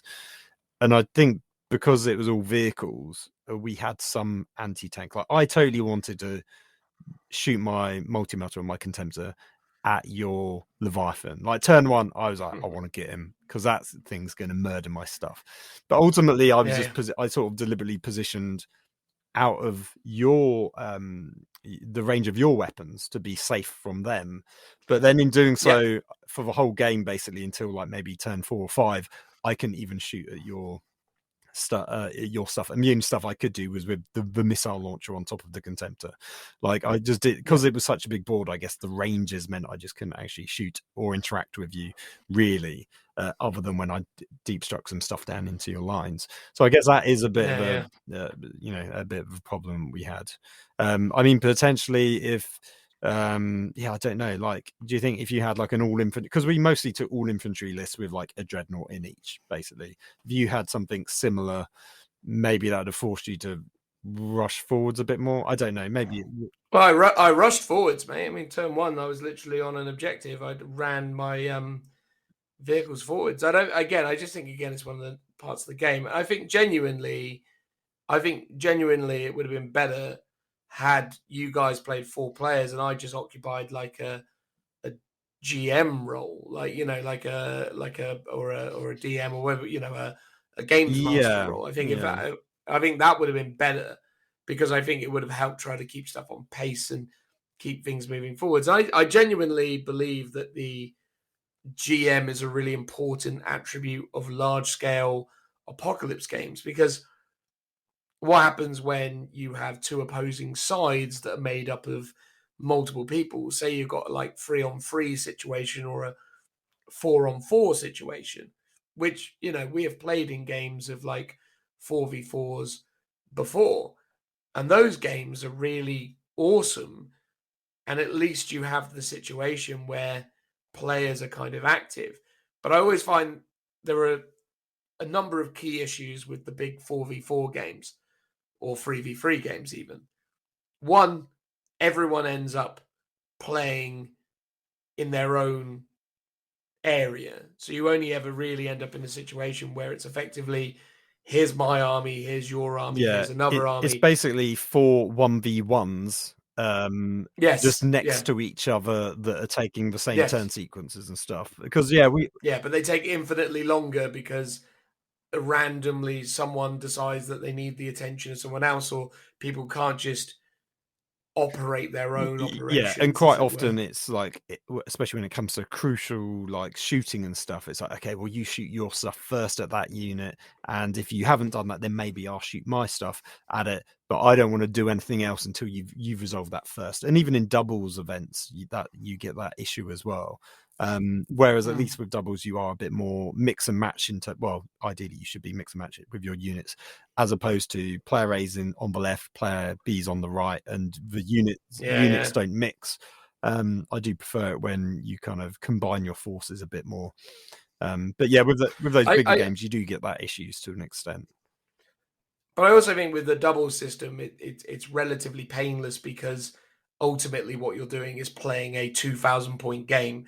So even if it is that you wait for things to resolve before you resolve the next thing, that is at a pace that is in alignment with what a 2,000 point game would be normally. It doesn't take a long time. I think where it gets complicated is where you end up in situations where the game is sort of sprawled into a very large board setting, and people effectively are having very interesting kind of moments where they're observing things that are happening. But again, I think that's indicative of what this is as a system, because ultimately you want to witness the cool things that are happening. You want to be part of the stories. You don't necessarily just want to be dialed into your quarter of the boards doing the things that you're told to do. But I think, again, a lot of that can be solved with ceremony.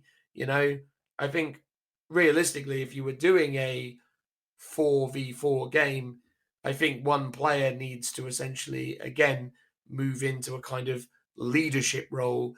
And I think you need to come up with systems almost like D&D style systems or whatever, where overarching generals issue orders to their free commanders, and the free commanders operate the the command infrastructure for their third of the board. So like if the table is broken down into thirds, you have a commander that's situated on each of these areas, and whatever units reside within that area become theirs to command.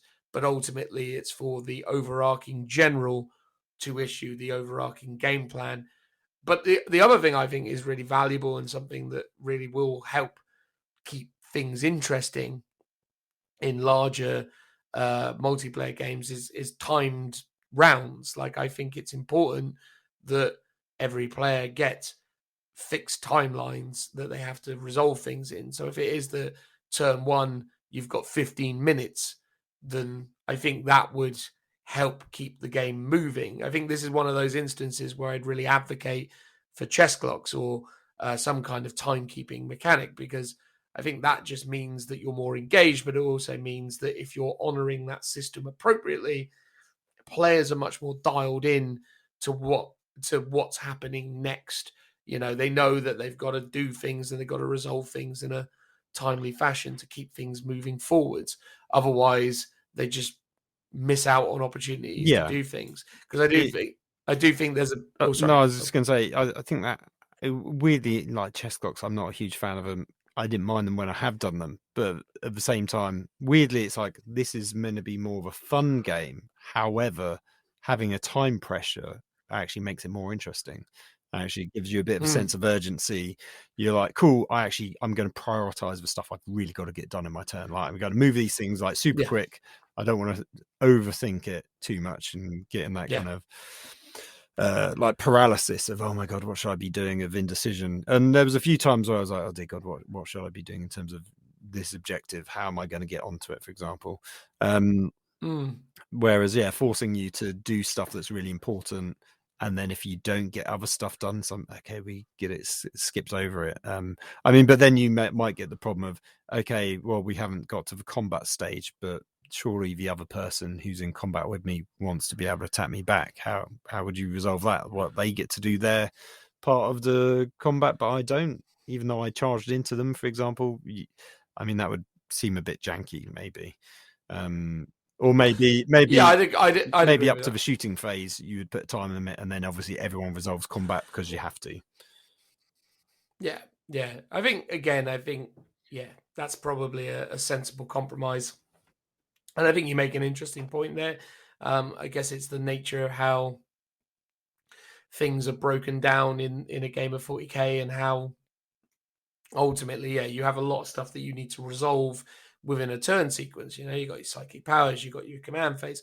I mean, even really strategizing and figuring out what command phase stratagems you're going to give. What wisdom of the ancient do you want to give to your dreadnought? What other things are you doing? Like, there's a lot of things that rally around. But I think I definitely think a certain amount of kind of pre-planning and preparation is important.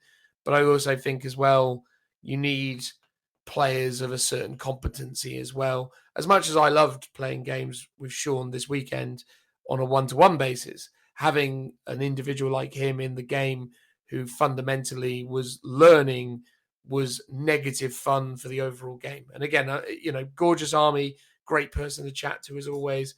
Big fan of Sean's, right? I'm not suggesting that I don't like playing with him, because that isn't true. Throwing him under the bus. But I'm just saying, in the context of that style of game, you need everyone to kind of be on the same page, because you're moving at the slowest pace. No, I know what you mean. You are. When you're having to overly explain everything, it's not a healthy environment for new players. It's like, if you've got a new player, get them up to speed with 10 regular games over the course of whatever, and then be like, cool, and it's a graduation of your skills and awesomeness. Now we're getting you into a fun multiplayer game where you don't get puzzled by a turn sequence, or you don't get keep going, what am I hitting on? What am I doing? True. What's happening? I mean, in theory, we could have sped it up by having a smaller force each. So we started off, we were going to do 50 power level. I think at one point we muted the idea of doing 25 power level. It was actually you, Dan, that poo-pooed the idea. You were like, I've got my 50 power level army. So that's what we played. But yeah, if we did... Well, on that board, mate, a 500-point army each would have just we would have had to have scaled it down. So we could have done it on like half the board instead of like the 3/4 that we probably played on. But you're right. I mean, on one hand, it's like you've got to factor in the speed of the turns, but also the size of the board that we're playing on. And also, like, 25 power level just really isn't much. I think your point was basically nothing. Like, you might as well be doing kill team at that point, because it's like 2 squads tops at 25 power level. So I was glad we got to do 50 power level. I felt like that's like a good amount of stuff in your army without it being too much. And totally even in the 1v1 games that I played, like, I really enjoyed the 50 power level game, because I felt like, you could have some cool units in without, just being bogged down if I've just got troops or what have you. Well, I do like your idea that you were saying, and this isn't really 40k, where you've got like one person as a general and 3 other people, controlling the actual armies. And I think there was like a Star Trek simulator that did something similar, where you're the captain. You don't actually get to imagine you have a 40k general, you don't actually get to see the game boards that they're playing on. And in fact, wait a second, there was you'll love this reference, an old maybe 90s noughties TV show, I think it was Channel 4, where they did this. Time Commander. Where basically there was the general, he got to see the overall strategy, but not the individual games that were effectively happening. And you could represent this. Imagine like use the old school epic minis. So two generals facing off against each other on a small board with epic minis representing squads. They don't get to see anything. They only get to do stuff based on what their commanders tell them. So they might say, "Oh, send your stuff here," and your commander's like, "Oh, I don't want to do that because I'm up against, so and so," and your commander's like, "No, but just do it." And then he's got to relay like, "Oh, I've taken casualties," but doesn't necessarily know how many, and he's got to like play this almost imaginary game with these minis. I mean, for the commanders, maybe it'd be really rubbish and not pan out very well. But it's a cool concept, I think, as a 40k game would go. Yeah, I think that's the thing. I mean, obviously, that's a larger kind of idea in terms of something which ultimately kind of becomes its own thing. And I think, without the benefit of like a broader TV production being built around it, I'm not entirely sure what its kind of functionality might be. But I certainly love the idea of coming up with like a Time Commander or whatever it was called, the Time General. I forget now. I think I said it earlier, but yeah, like that kind of method where it's like I've got an overarching view of the battlefield, but I'm relying on my generals on the board to sort of resolve the actual kind of gritty realities of it. I think obviously where that worked in the case of the TV show is obviously they were using a Total War game. I think they were using the Rome Yeah, Total War that was it. game, if I remember correctly. And I think the thing with that is obviously the game offers a certain level of like immediate kind of feedback. Whereas I guess I would be, as a general, for example, maybe you and I would be facing off, Phil, and I'd be like, pushing stuff around with a stick going, this column will go into this section and this will happen here. And this is, the layout of the land and the kind of topography that I'm dealing with. So this is the strategy. But then I'd be like, cool, well, I guess I'll hear back from you in an hour.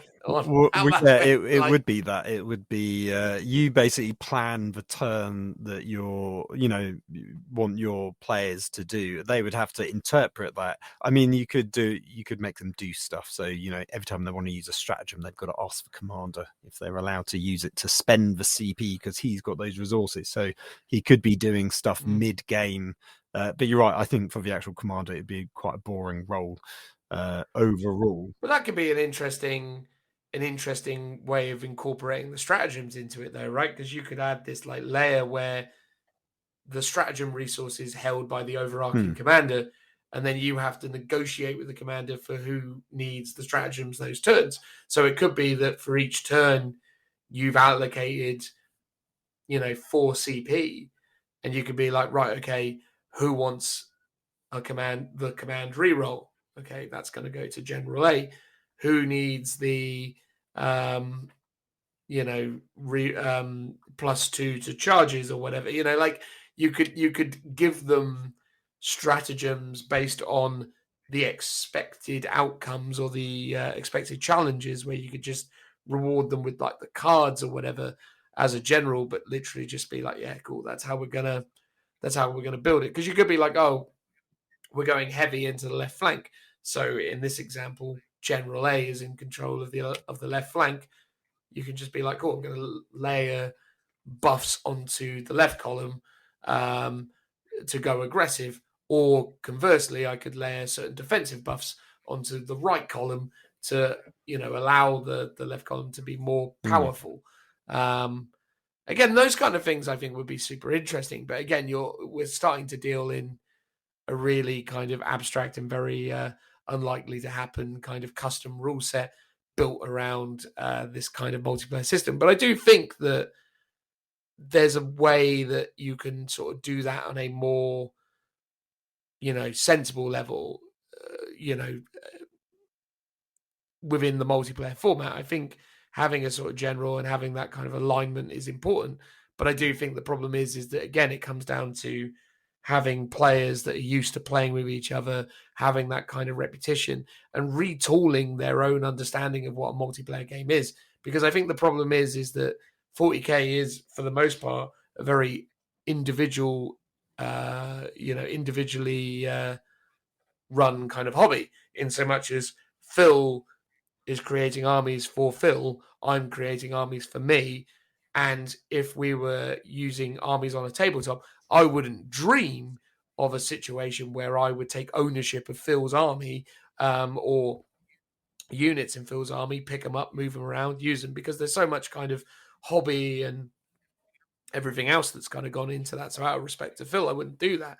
But it's almost like you need that kind of team mechanic where people have accepted that they've built these things as a team, and that ultimately, the stuff that Phil brought to the table is as much his as it is mine within the context of that game. And I think that's that's one of the barriers with larger collaborative team-based multiplayer games that would be useful to kind of break down if you were to try and make it better.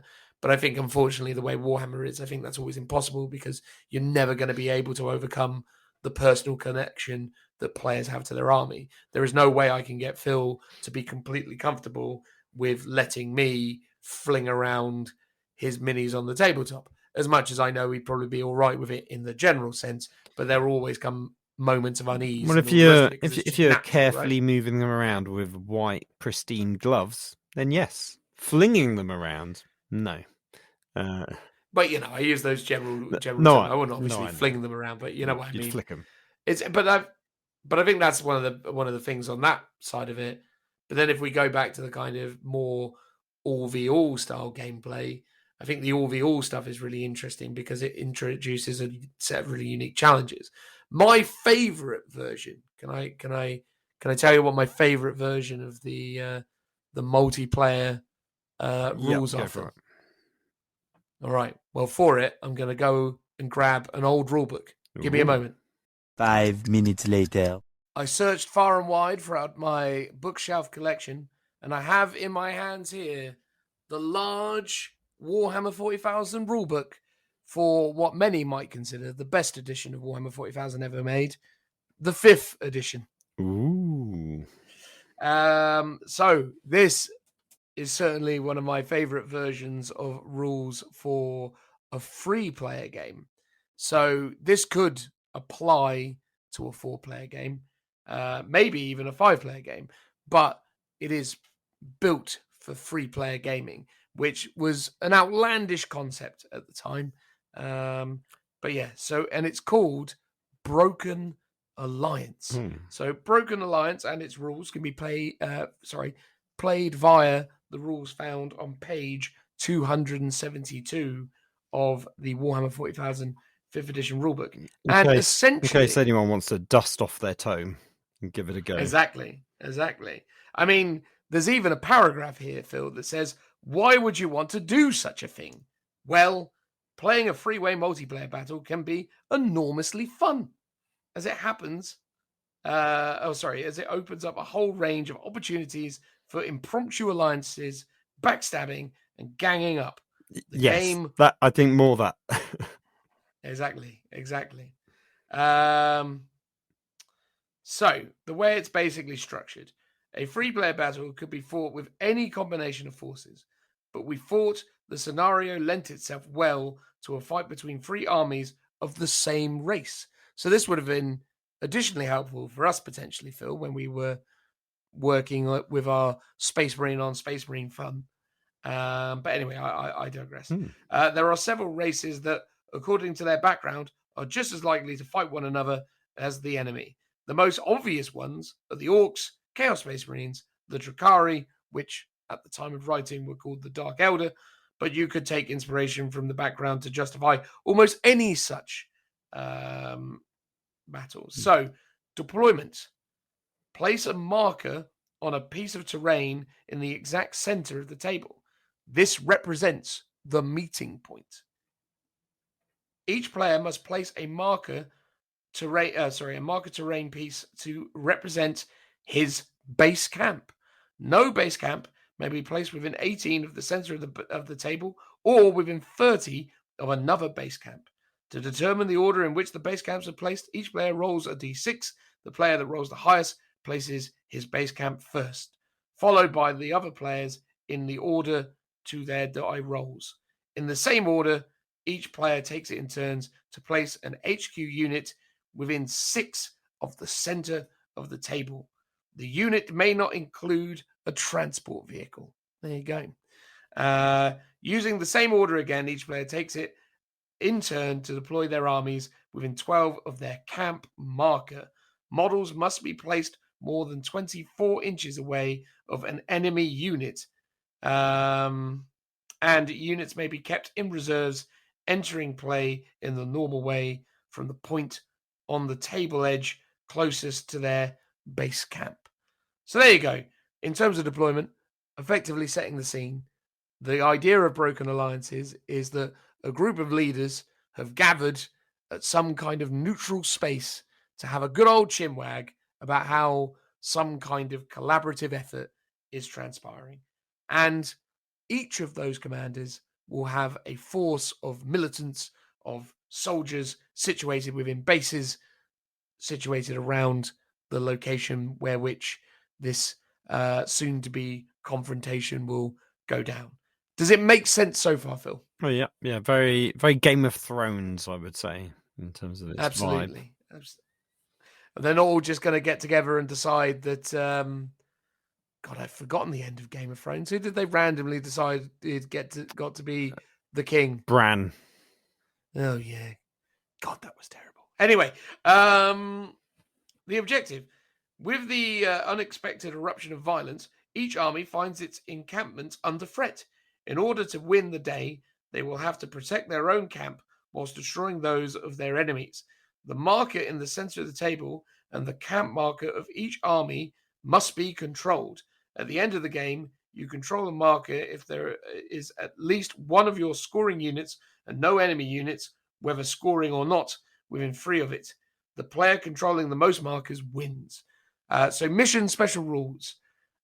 Deep strike, reserves, and use the standard mission game length, which back then was a random game length, which essentially meant that at the end of turn 5, you rolled off, and if you rolled over a certain value, you played turn 6, and then at the end of turn 6, if you rolled over a certain value, you played a turn 7, because that used to be the way that sort of stuff worked. But there's an interesting extra rule, Phil, called confusion.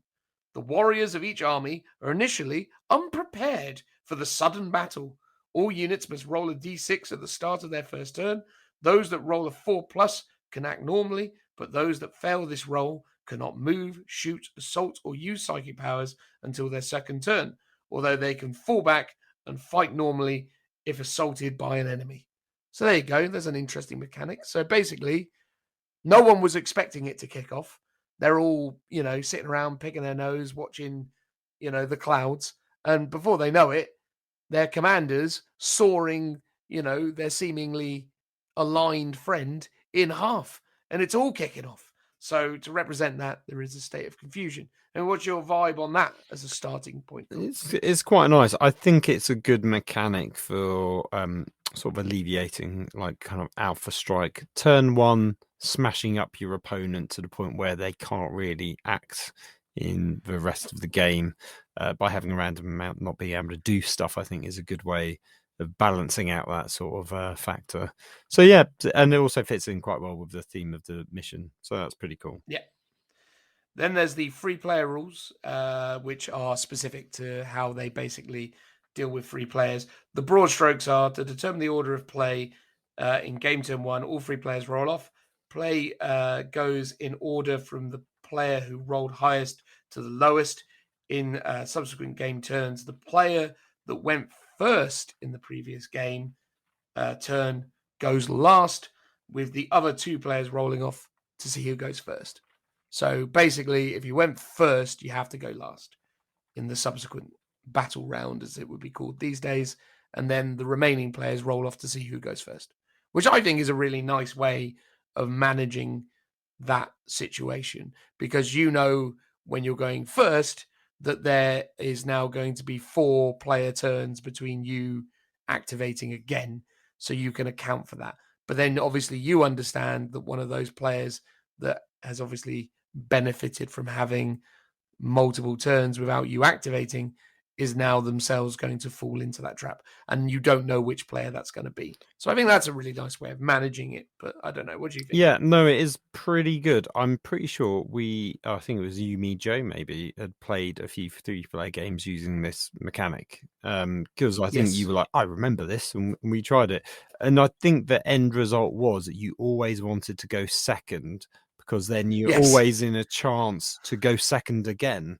So you're constantly rolling off, hoping you're just consistently going second, because you're not getting basically done in by going last or first. Because if you go first, you're always going last at one point, which is the turn you inevitably get steamrolled by the other two people. So yeah, it's a good balancing mechanic, but it inherently has its own problems as well, I think. But for what it does, I think it does it pretty well.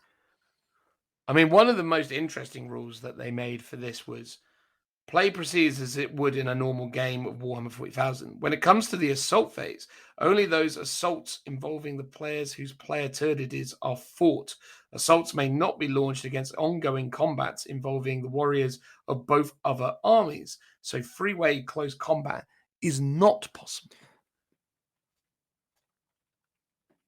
Well, you could have a unit in combat with the other two, which would make it a freewayer, surely. But I guess what it's saying is if you and Joe are in combat and it's my turn, your combats don't get resolved, which does make sense, and potentially, as we were saying, stops combat becoming too powerful by happening every single turn.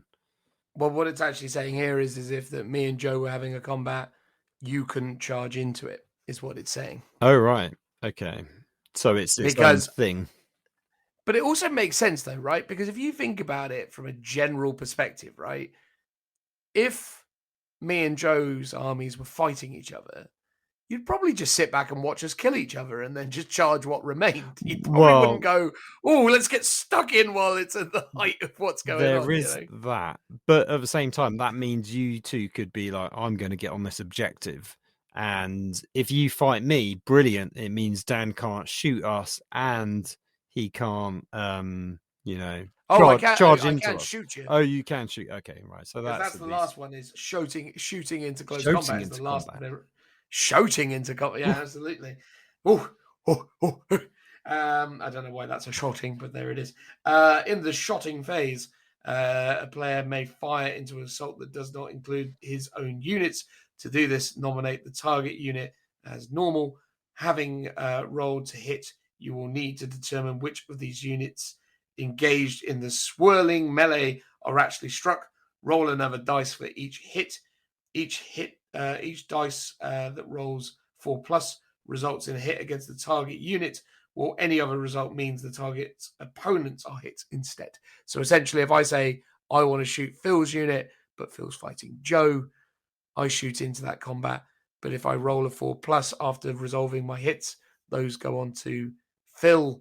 But if I don't roll a 4+, they go on to Joe's. So there's a certain level of uncertainty how that's going to kind of resolve itself as well. But there you go.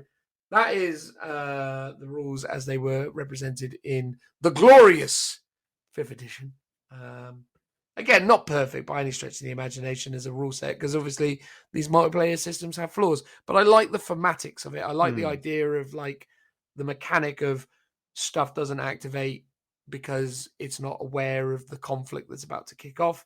I do like the idea of having these HQ units in the center and having a kind of thematic element around them. So even like seeing which of the 3 characters will emerge victorious from the ensuing melee that will obviously occur in the middle is quite fun. But then just seeing how the general kind of pace of gameplay unfolds from there. And again, from a mission structure, it's really basic, right? The person with the most stuff at the end wins. Cool. Easy. I understand what I'm here to do. I like it. I dig it. That's pretty straightforward. But I mean, yeah. But again, I acknowledge it's not perfect, but it it's an interesting set of mechanics with some interesting narrative flavor to it, I suppose. So I quite like that as a mission. But I am a bit of a fifth edition fanboy, so obviously I would pull that out. I mean, what's your favorite example, Phil, if any, of multiplayer gaming? I mean, is there any go-to rule set that you've used, or are you very kind of flexible, or are you really enjoying the new stuff, I suppose? Well, let me just quickly go back to one of the points you made about that mission in particular. One thing that I think everyone likes to do in multiplayer is like have a character v character showdown of some kind. But actually, it's quite difficult to orchestrate sometimes because you're normally on opposite sides of the board and they die before they get there, or they don't get stuck in, or what have you. So kind of almost forcing the hand. So the characters are fighting each other at the very beginning is quite a cool way of doing it.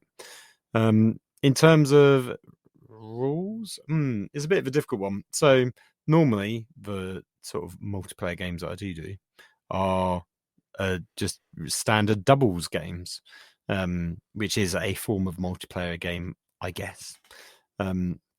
There's some interesting rule sets to that. The LGT one that we did, or I did with Richard a few months back, was actually quite a good one, I thought, where you had individual pools of CP, so you didn't actually share CP. So Richie can just splurge all of the command points and steal all of mine.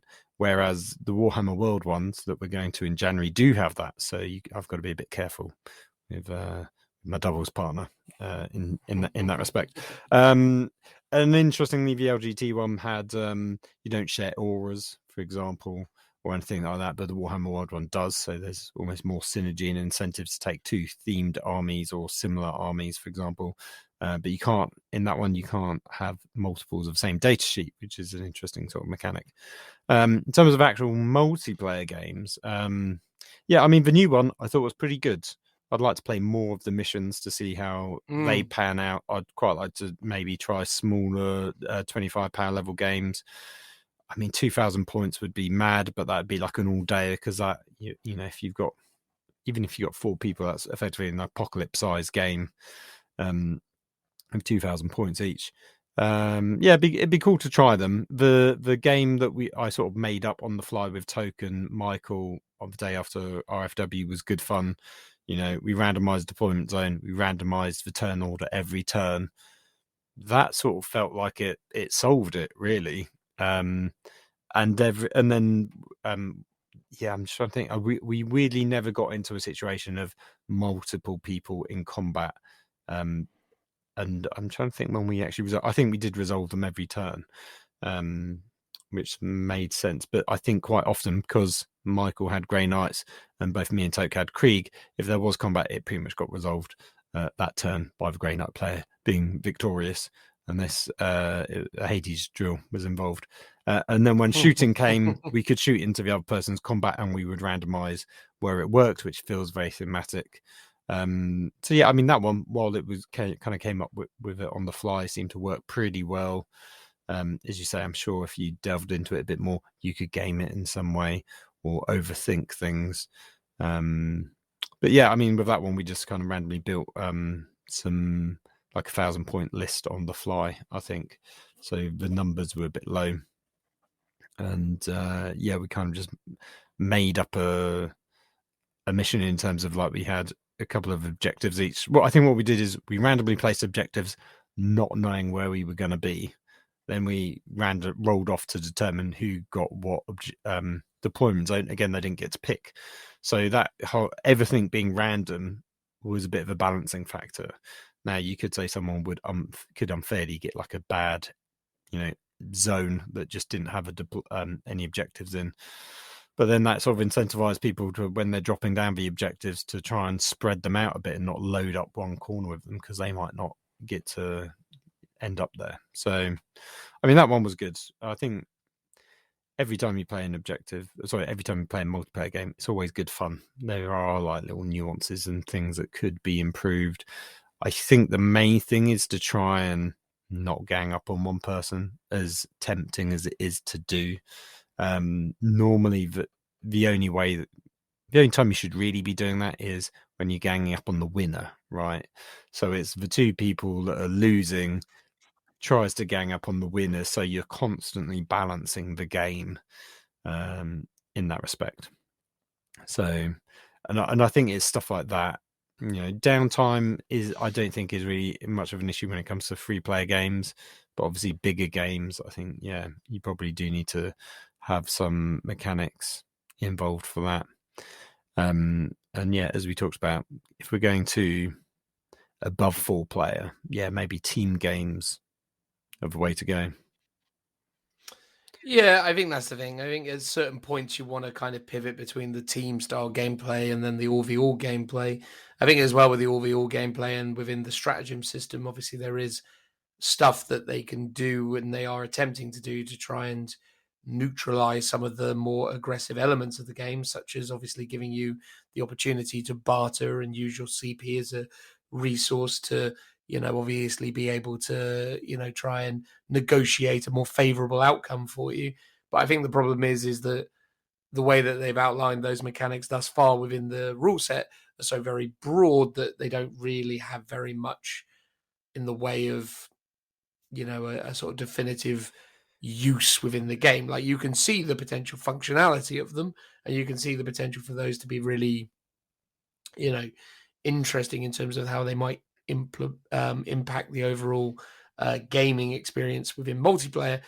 But like I say, there's just not enough there at the moment to understand exactly how that might be used or how that could be used. And I think more detail or maybe more specific stratagems, such as, like there's like a 0 CP negotiation stratagem or something, but like there's like a mechanic where it has to be played, but then it has to be played between players, and then ultimately, I don't know. There's like maybe if you're like the underdog, maybe there's a a forced alliance stratagem where it's like this guy becomes part of your army for this battle round. You can't target him. You know what I mean? Like I think some kind of either more guidance on how that should be done, like some specific examples of how we should barter and trade for alliances, or actually make it a bit more rigid and say, okay, if you want to form an alliance, one person has to give another person like a CP or something that sets in stone. Or as you say, if there was like a step where I'm playing a stratagem, with that stratagem, I get to ask one person very explicitly if they want to form an alliance or attack someone on my behalf or not attack me, etc., etc. So it could be a couple of options, and that person formally gets to accept or reject it. Whereas in the alliance step, everyone's sort of chatting. Someone might make an alliance, but no one might necessarily hear it except them. Like, are they meant to be kept secret? Are they meant to be open? To me, it's just too vague, and that's sort of fine for people that really want to embrace, homebrew rules and that want to do those sorts of things. But I sort of feel like those people would do it anyway. Whereas the thing I find most often in 40k is people want to be told how to play the game. People don't really want to make up scenarios and make up their own rules. Some people do, and people will just go off and do that anyway. So when they create the alliance step, but then basically say, do what you want. Like that is like to me, it's a bit of a cop out, really. Like, yeah, sure, people could do that, but like, how do you actually want this to work? How's it meant to actually work functionally? Because there could have been, so there was an example where you and Richie could have really done me over. So it was one of the last turns. Your Leviathan was in combat with my sergeant. I think there was only one guy alive in the squad. He had a thunder hammer. But the turn order meant I got to go first. I believe this is correct. I could be just misremembering it. It was something like that. And I was like, cool, I get to go first. I have a chance to attack you. Even though I'm probably not going to kill you, I've got a chance that I could. Whereas you and Richie could have bartered and swapped the turn order. So you would go first in that combat and I would have no chance of killing you and you would just smush me, which I think is what happened anyway. But at least I had that one turn chance of like trying to do some damage to you first. So I could sort of see how that kind of alliance step could work. from a practical point of the game, where you can swap things like turn order, because the turn order is so powerful in the close combat phase. But for the rest, I was a bit like, yeah, not too sure how this would play out. Maybe we just didn't embrace it, or maybe, yeah, I don't know. Again, though, it's difficult to embrace something that isn't very well defined, is it? Right? Like, and I think again there was enough other stuff going on there, but I think that's the thing. I think that's one of the elements of the multiplayer game that needs just a little bit more kind of refinement in terms of, like, there are really, really good gaming systems out there, which are effectively war games, but the majority of it is negotiation.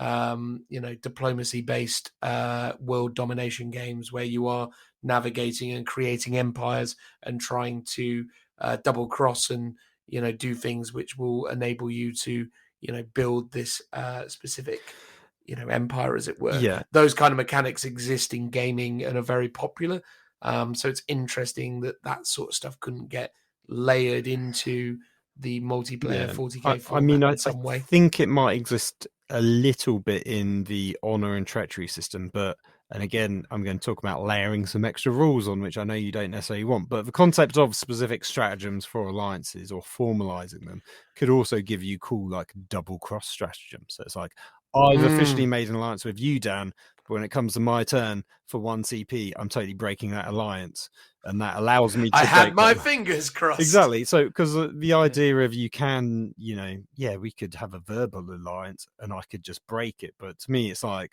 if I make an alliance, it should, like, you can't break it in my mind unless you have an extra thing that says I've done it. I have broken it via a stratagem or something. So you could have a cool, like, meta game going on with stratagems, forcing alliances, creating alliances, breaking them, doing other stuff, incentivizing other players to attack other people on your behalf and things like that. But maybe that is just another layer of rules that some people don't want. But again, it's like really interesting stratagems. Like, say for example, you could have a stratagem that is zero CP, but this is 0 CP, and it's literally choose a player. If that player does no damage to any of your units in this battle round, they are rewarded with free CP. You know what I mean? Like something where it can be literally like a once per game, offer it to someone as like a incentive for, there is mechanics within the stratagem system that could alleviate certain situations or make it more interesting with a little bit more interesting game design, I suppose, is where I'm coming from. So there could be ways that you could use the stratagem system as a means of, making this a more balanced experience. For sure. Not that you ever will be able to. But... Yeah, you could also turn it into kind of mini objectives on a turn-by-turn basis. So, I could play a stratagem which is like, headhunted, or like, priority target. And it's like, I get to select a character from one of the other enemies. And if someone kills it, they get a bonus. So it's like, I'm setting an objective for everyone else to achieve. Just to give you those turn by turn, almost like Maelstrom of War objectives that you can do that are there for a very brief period of time. They're not there for the whole game. So it's like the first person to achieve it's like, oh, brilliant. That would be quite cool. I mean, a Maelstrom multiplayer would be pandemonium, but also incredibly fun. Like if you got to draw objectives every turn that everyone's like racing to do, get to, let's secure this building, head over to this objective, kill this target, madness, but also I think potentially a lot of fun. Yeah, totally. And I think that's the thing. I think there's more that can be done with it, but obviously, as I've obviously said as well, you want to be careful about how those rules are being layered and what extra stuff you're doing. But that's why I think the stratagem system is a painless way of doing it, because you're working within an established set of parameters. It's like, the stratagem system is fundamental to how we play Warhammer 40,000 9th edition. So why not use that? It's like the stratagem system is open enough that you can make it work for you in that way. So yeah, just why not do that? Yeah, exactly. Rather than going in some other stuff. But again, it's interesting. I mean, I think overall, I'm in favor of the idea of multiplayer games, but it's been very rare that I've played a multiplayer game that I actually enjoy as much in practice as I'm excited for in theory. Like the lead up to knowing that I was going to play games with you guys this weekend was certainly more entertaining than the actual playing of the game. And I think that innately is to do with the way that those games are structured and what they kind of become. And again, maybe it's my own sort of biases and my own personal frustrations that play a part of that. But I think the multiplayer gaming system is one that is, theoretically fantastic, but often falls short in practice, but is still something that I think a lot of players aspire to do because there's just something innately engaging and entertaining about the prospect of playing a big game with multiple armies and multiple opponents. Everyone wants to get together with their mates and hang out and play with them sort of together. Like us going to Warhammer World and having 3 one-on-one games isn't as fun as one big game altogether. Agreed. I mean, here's a question for you. So this was a Crusade game.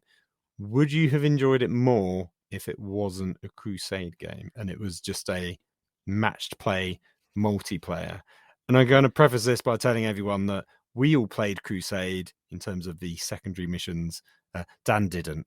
You elected to avoid the extra gumph of Crusade. Your army effectively wasn't a Crusade army, was it? No, it was not. Look, I mean, here's the thing, right? My philosophy on Crusade still remains the same, or my theory on it, and that is to say that it is a hat on a hat, right? Like my thing with Crusade is that it's just a lot of extra systems and extra rules on top of what already is a really bloated version of 40k in terms of the amount of extra specific rules that are available to it. And don't get me wrong, I know that Rich, for example, is taking the rough and the smooth when it comes to his Crusade force, right? Like I saw him rolling off for his characters at the end of one game where he was like, oh no, my guy's broken his leg and now he has to have -2 to his movement and charges. Yeah. And I know Richie will honor that and he will observe that. But what I was observing from that as a Crusade force based on that game, which was a few games into his Crusade force's existence, is a number of awesome rules that made his stuff innately better anyway. And don't get me wrong, like I understand that that's one of the kind of aspects of Crusade, that units just get better and better and better and better, but then they also have moments where they get some weaknesses like layered on top of that. But again, it just gets really confusing because, he's got units that were jumping in going, oh, I natively reroll 1s to hit regardless of, any kind of lieutenant or captain aura. But I've also got a lieutenant with them, so they're going to be re-rolling 1s to wound as well. But then it was like, oh, and they've all got 6 up, feel no pain also. And it's like, of course they do.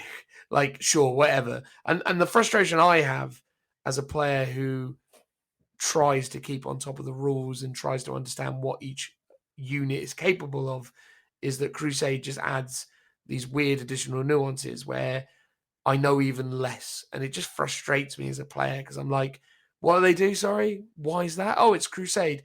Sure. Why not?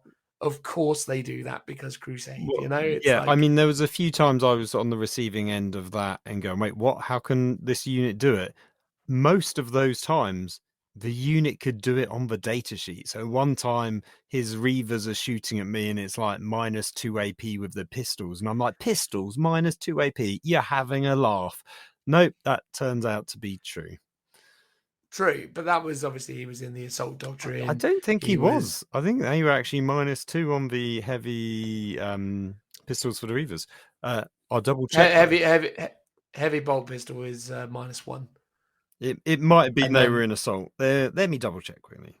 Yeah. And then their bolt carbines are not -1. I think they're just minus normal. But he does that thing where they all become pistols and then has like a load of extra AP. And because they're also bolters, he gets extra hits on them. So because he's using his So this is it. Special issue bolt pistol, strength 4, -2, 1 damage.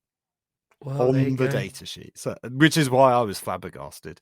And then he had, his Phobos lieutenant basically shooting power swords at me because I'm sure that was like just ridiculous damage, just murdering all of my guys. And again, I don't think that was necessarily anything special in terms of his upgrades. I mean, he might have been getting extra rerolls or what have you, but the actual he was damage getting his itself reroll was ones.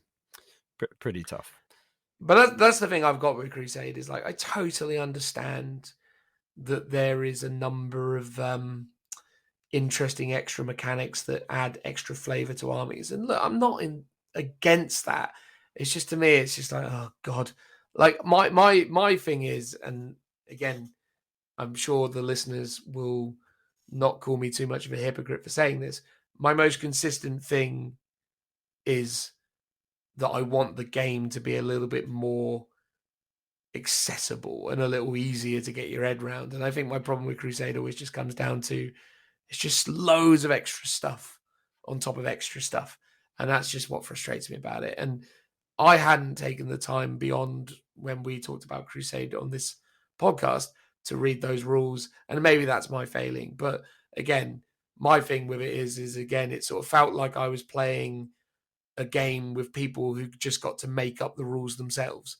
Like, it's just literally like, oh yeah, this unit's got this now and it's got this. And, you know, I've got this force field, which makes me invulnerable to this. And, you know what I mean? It's just like, sure, yeah, great, Yeah, whatever. I mean, so game one that we did, Richie was the only one that had any extra bonuses. I mean, potentially other people could have upgraded stuff because right off the bat, you can spend your resource points to give a warlord trait, give a relic to your warlord, for example. But you couldn't upgrade anything. So most units were just bog standard, and my units kind of upgraded a little bit. I think one of them upgraded after that game, and then another one after the third game. So my army's now got a couple of extra stuff. So I think the more I play Crusade, maybe the more convoluted the rules will be. I think in the game itself, with the exception of units I have upgrades on, it's not confusing and it's not really adding anything to it. It's like you've got secondary objectives, which we picked pretty straightforward ones.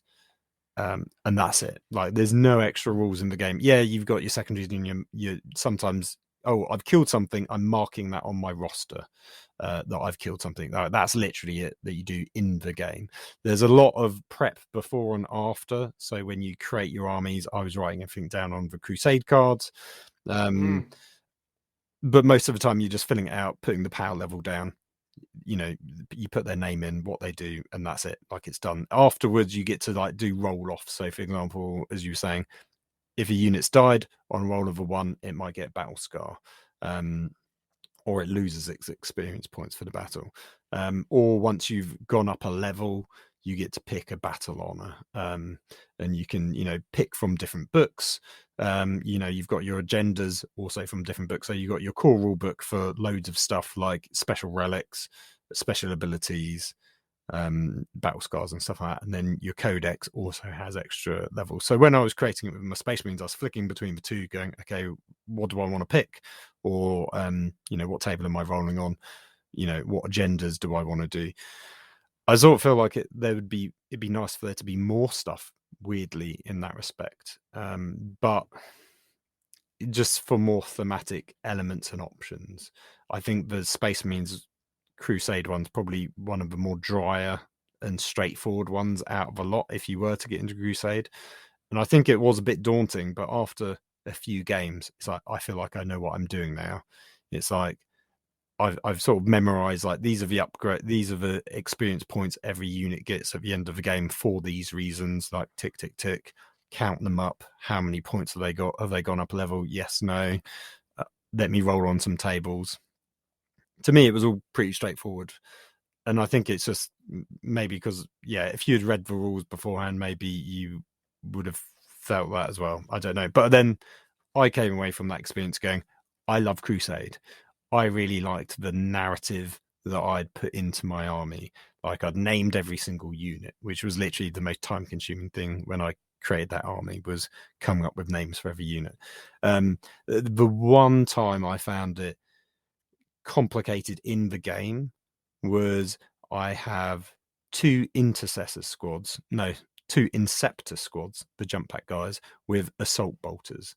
Those two units look exactly the same on the tabletop. So when you're scoring who killed what, I'm a bit like, okay, which one's which now? Because there's no distinguishing features on either of them. Whereas my intercessor squads, it was quite easy because one squad had a thunderhammer, one squad had a power fist on the sergeant, and then the other one has a guy holding a severed head up, and they're the stalker bolt ones. So those ones were quite easy to distinguish. So if I was really going down the like crusade route, and I had some squads that were multiples of, multiple loadouts and they weren't easily identifiable, I would like want to put nameplates on the bases or something so I could, name each squad. But I'd probably just do it on the sergeant so I could easily go, okay, what does this thing do?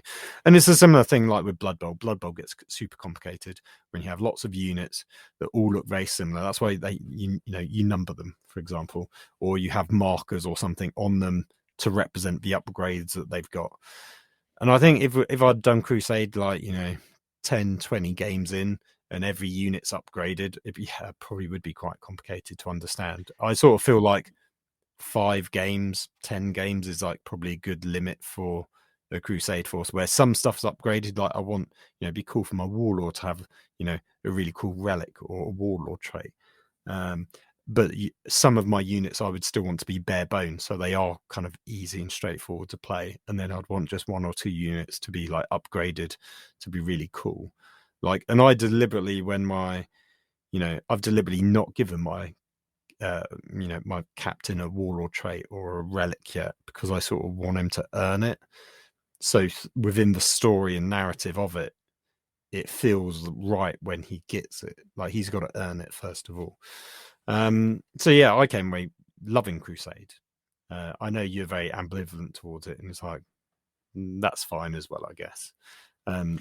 I think my frustrations with it just comes from a place of it's just added the thing, right? There's things that I really find important when it comes to these kind of gaming systems, and again, as I say, simplicity, consistency, and also just kind of having an understanding of what armies do. Like archetypes are important as well. Like to me, the game was at its best when an army had strengths and weaknesses, and missions were sort of dynamic and interesting enough that there were weaknesses and problems with your armies that you needed to overcome with strategy or just game playing prowess or just luck in certain instances, as like Tyranids always historically had issues because troops were super important at certain points in the game design of 40k, but the troops within a Tyranid army needed to do loads more heavy lifting than you might expect from, say, a Space Marine army, because in a Space Marine army, troops were scouts and tactical squads, whereas really your heavy hitters were Terminators and Dreadnoughts and tanks. Whereas in Nids, Gene Stealers were doing a lot of killing for you, but they were also needed to go and hold objectives and what have you, right? So that's just sort of an example. But the point is you were sort of restricted because you were like, well, I'm a Nid player. This is one of the problems with my army. Conversely, if you're an Elder player, the problem with your army was it wasn't very durable. Although, again, through poorly designed codexes over the years, they managed to negate that problem by, again, just layering on extra stuff for them. But then also adding in allies systems and things that created other problems. But this is my point. It's like, I want a game that sort of makes sense to me as a player and has a certain level of consistency to it. And that's my frustration with Crusade is, one, I've no idea what you've got in your Crusade force, and you just sort of have to tell me. And then I have to go, okay, cool. Thank you for explaining the smorgasbord of extra stuff that you're going to do. I'm never going to remember. So just bring it up when it's, pertinent. But then inevitably when you do so, you're like, oh yeah, I'm not going to be able to kill you now then, am I? No, you're not, because I'm extra durable because I played a couple games with this army already. It's like, cool. And the thing frustrates me about that is it just makes the game really difficult to quantify, and it makes the game really sort of tedious, because essentially if your army's got a problem, the Crusade system will kind of neutralize it, but then the stratagem system kind of neutralizes everything anyway. It's like one of these weird game designs where basically they've just layered on all these extra rules, which essentially means that none of the core rules of the game ever matter unless you happen to be playing one of those armies that doesn't happen to have the modern stratagems that let you do everything. I mean, I think, and that's just with the, sorry. I was going to say, I think with the Crusade stuff, like when you get upgrades, it's, if you were picking what your upgrades were, it's probably very easy to make broken units. Whereas when you're rolling for it, I think that kind of nullifies the effectiveness. And yeah, sure, Richie's had some really good units off the bat, but it's like, I'm sure they could have been a lot worse potentially if it had he had picked them, because you can get some, like, quite often it's like, oh, you auto pass morale, or you auto pass combat attrition. It's like, I'm a space marine, doesn't make much difference really. But there are some really cool ones as well. Like the one I would love to get is it's a space marine specific one, and you get to choose the tactical doctrine you're in that turn for that unit. I was like, well, there's a White Scar successor, trying to get to the assault doctrine turn 1 or 2 is super cool. But I've not yet rolled for it. I've managed to upgrade 2 units, and they've both got the same thing, which was Terminator Honors, which is reroll 1s to hit, which is still cool, right? So I think that aspect of it is somewhat dampened by the randomness of your upgrades.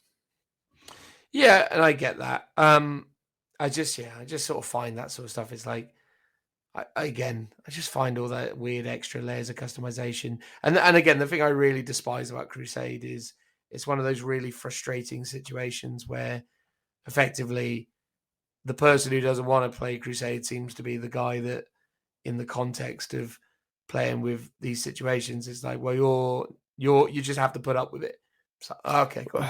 Well, I mean, yeah, it's either say to someone, "Don't play Crusade," or you say, so you've got to be that guy that goes against the aspirations. It's like you got to disappoint the guy who's built his whole army based around the Crusades thing, or you got to put up with their army with all of its weird jank. Well, I mean, I think in terms of our weekend away, we sort of wanted to do the multiplayer game, which was within Crusade. So I was like, let's just use this as an excuse to get some Crusade games in, just so we could almost talk about more Crusade on the podcast, actually finally play it and see if it's any good. There was one extra bit that there was a nice meta game I found going into game 3 of my game against Tim, and that was some of my units already been upgraded, right? So they got their Terminator on, so they're really wrong ones to hit, and I was like, okay, do I want to take this Intercessor squad because it's now really good, or do I want to take the other one that's a couple of points off from leveling up and will get experience points? Because we were doing quite a low power level, couldn't take them both. So I liked that I was forced to choose it in my army building. Do I want to like power up one unit by constantly taking them to try and get that unit lots and lots of experience points, so that one unit's got 3 or 4 battle honors after lots of games? Or do I want to make sure I'm equally taking every unit every single game to try and level everyone up equally? And that was the interesting choice. So I ended up not taking my Power Fist Sergeant and his squad with the reroll 1s to hit, and taking the one that didn't have that, because I was like, oh, actually, let's try and level them up as well by letting them take part in games. So I like that, like mini decisions that I had to choose when I was building my army composition. Yeah, no, and I hear that. I think that's the thing. I mean, I understand I'm a grumpy old stick in the mud for not just embracing the Crusade fun like the rest of us. But yeah, I mean, again, I think that's the thing. My skepticism about it is, as I've outlined, and again, I'm an oddity, right? Because I'm advocating for more thematic, more more narrative gaming, but at the same time, I don't like Crusade, which is a very interesting stance. Well, I think you're in that weird position where it's like you don't necessarily want to do tournament play anymore, and you want to not say simplify the games, more straightforward missions. So you want to do open play, I think, is where you feel like you're open war is my absolute favorite. Open war is incredible. Like it's literally the best way of playing 40k at the moment. It's just literally simple, straightforward missions. It's 40k as I like it. But well, it's very much 40k circa 8th edition, I guess, where the mission structure is a lot more straightforward. You haven't got the extra layers of the secondaries. You haven't got the extra layer of the Crusade rules. And again, Crusade does have secondaries. So if you don't like secondaries, I can see why you might not like that aspect of it. And I found with the secondaries for Crusade quite limiting at times. And I was a bit like, there possibly needs to be more here. And there are in the mission packs, but quite often they're the same. Like the core rulebook ones are pretty much a port over from the like GT ones, right? You've got, Kingslayer, kill points, you've got kill vehicles, kill psychers, stuff like that. And sometimes in those smaller games, it's like, well, one person's, only got one vehicle or only one character. So they feel like a bit rubbish to take. So that's why I took more sort of generic ones. And in my last game with Tim, I really wanted to take one from the new book. So with that one, we were doing the Ashes to Ashes, the one with the Sisters of Battle on it. I can't remember if it is called that or if I'm just talking about the TV show from BBC. But with that, with all of the secondaries in that, they were pretty much all related to objective markers, and they were quite cool. They like investigate the terminal and tippy tap on the computer and get some data. And I was like, these are cool. But the mission that we're doing has no objective markers on it, because basically I was doing some kind of assassination mission against Tim, which I really liked. It was like a cool asymmetrical game. I was the attacker, he was the defender. He got to pick four. Well, officially it was 5, but he picked 4 characters because they were the 4 characters he had.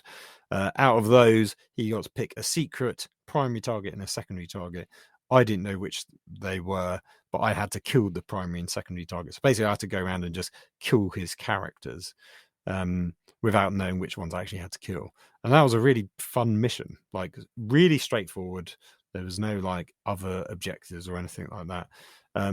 But because of the way the Crusade rules work in terms of the secondaries, I couldn't take a bunch of them for various reasons. So I've found that quite limiting. But ultimately, it was like, well, let's just play for the main mission and just have fun with that. Yeah, no, I hear that. And I think that's the thing with the multiplayer gaming system, right? Is like ultimately at the end of the day, the important thing to always remember when it comes to these broader multiplayer systems is they're not intended to be competitive and they're not intended to be anything other than a fun thing you do with your friends. So trying to assert some kind of competitive ideology onto them is not really a sensible way to approach it. But at the same time, I think, the thing that's important to remember is that, fun is the thing that you're going for with this. So there needs to be, work done on the missions to kind of distill that desire and to, keep things fun. And for me, fun is achieved through simplicity, not Crusade, and yeah, exactly, not Crusade, and it's achieved through pace, as it were. Like you want activity, it's it's not fun to sit around doing nothing, nor is it fun to have to process and constantly be dealing with loads of unnecessary complexity. So that's my only vibe on it. Yeah, I get that. I think with that, it's like, not to say you need to find the right, you need to find the right gaming group. Now, it's not saying you're not part of our gaming group, Dan. But it's like in that example of that's fine. I mean, that example I of the understand weekend, I'm not welcome. Get out of my house. In that example, I think we were all embracing Crusade, bar you. So potentially you missed out a tiny bit in that respect. I'm sure if we do other multiplayer games, it won't be Crusade. We'll do open war and we can all have fun. I think basically we just need to be on the same page when it comes to that. And, advice for people listening along, if one person really wants to do Crusade and everyone wants to do a try hard, let's smash each other multiplayer game, the Crusade player is probably not going to have any fun because they're not playing what they want. So try and make sure everyone is on the same page. If you're all on board for doing Crusade, you probably have a jolly good time, calling people out by their character names and, getting involved into it. Whereas if you just did a simpler open war, I keep saying open war, only war, or is it open war? I'm confused now. It's like, no, it is open war, isn't it? The deck. It is Open open war, war. yeah. If you're talking about open Yeah. war, yeah. I mean, if everyone was happy to play that, you'd also have a great time. Or if you want to do something more super competitive or something, I'm sure you would. So yeah, I think that's the way to go. Make sure your friends are aligned with what you want to do.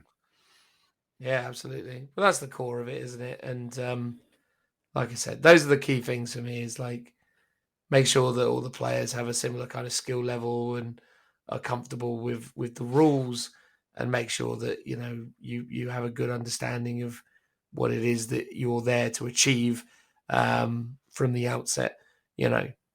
Do some planning, think about it, and scale your expectations accordingly, I suppose.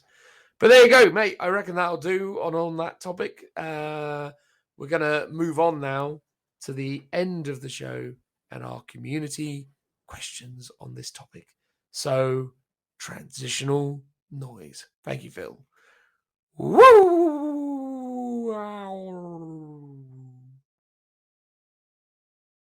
All right then, Phil. That pretty much concludes episode 115 of the Warhammer 40,000 podcast, known as Lookout Sir. Although you know better than that, not just Phil, but you, the collective you, those that listen. Although, again, I'm sure Phil is also aware. Correct, Phil? No, I don't know what you're on about. That's fair enough. Every day is a confusing mystery. Yes, it is. Filled with a potential adventure. Well, yes, more like stories of mild peril. I wouldn't go as far as to say an adventure. That's too much fun. Fair enough. Fair enough. Anyway, you know better than that, Phil, even if you don't say you do.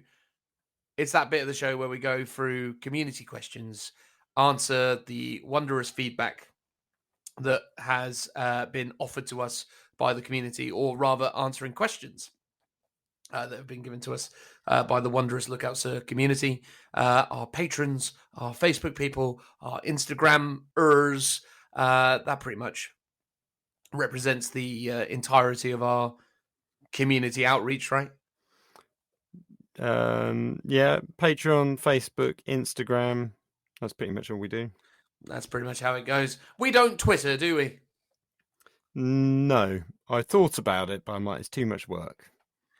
That is true. It is an awful lot of work. And, it's a strange place, Twitter.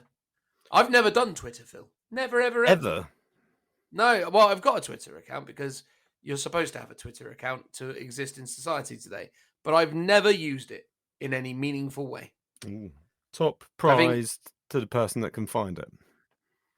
Well, I mean, you almost certainly will be able to find it. It's not especially difficult to track down, but you will be shocked to discover there's nothing in it. Yep, no, I can imagine that.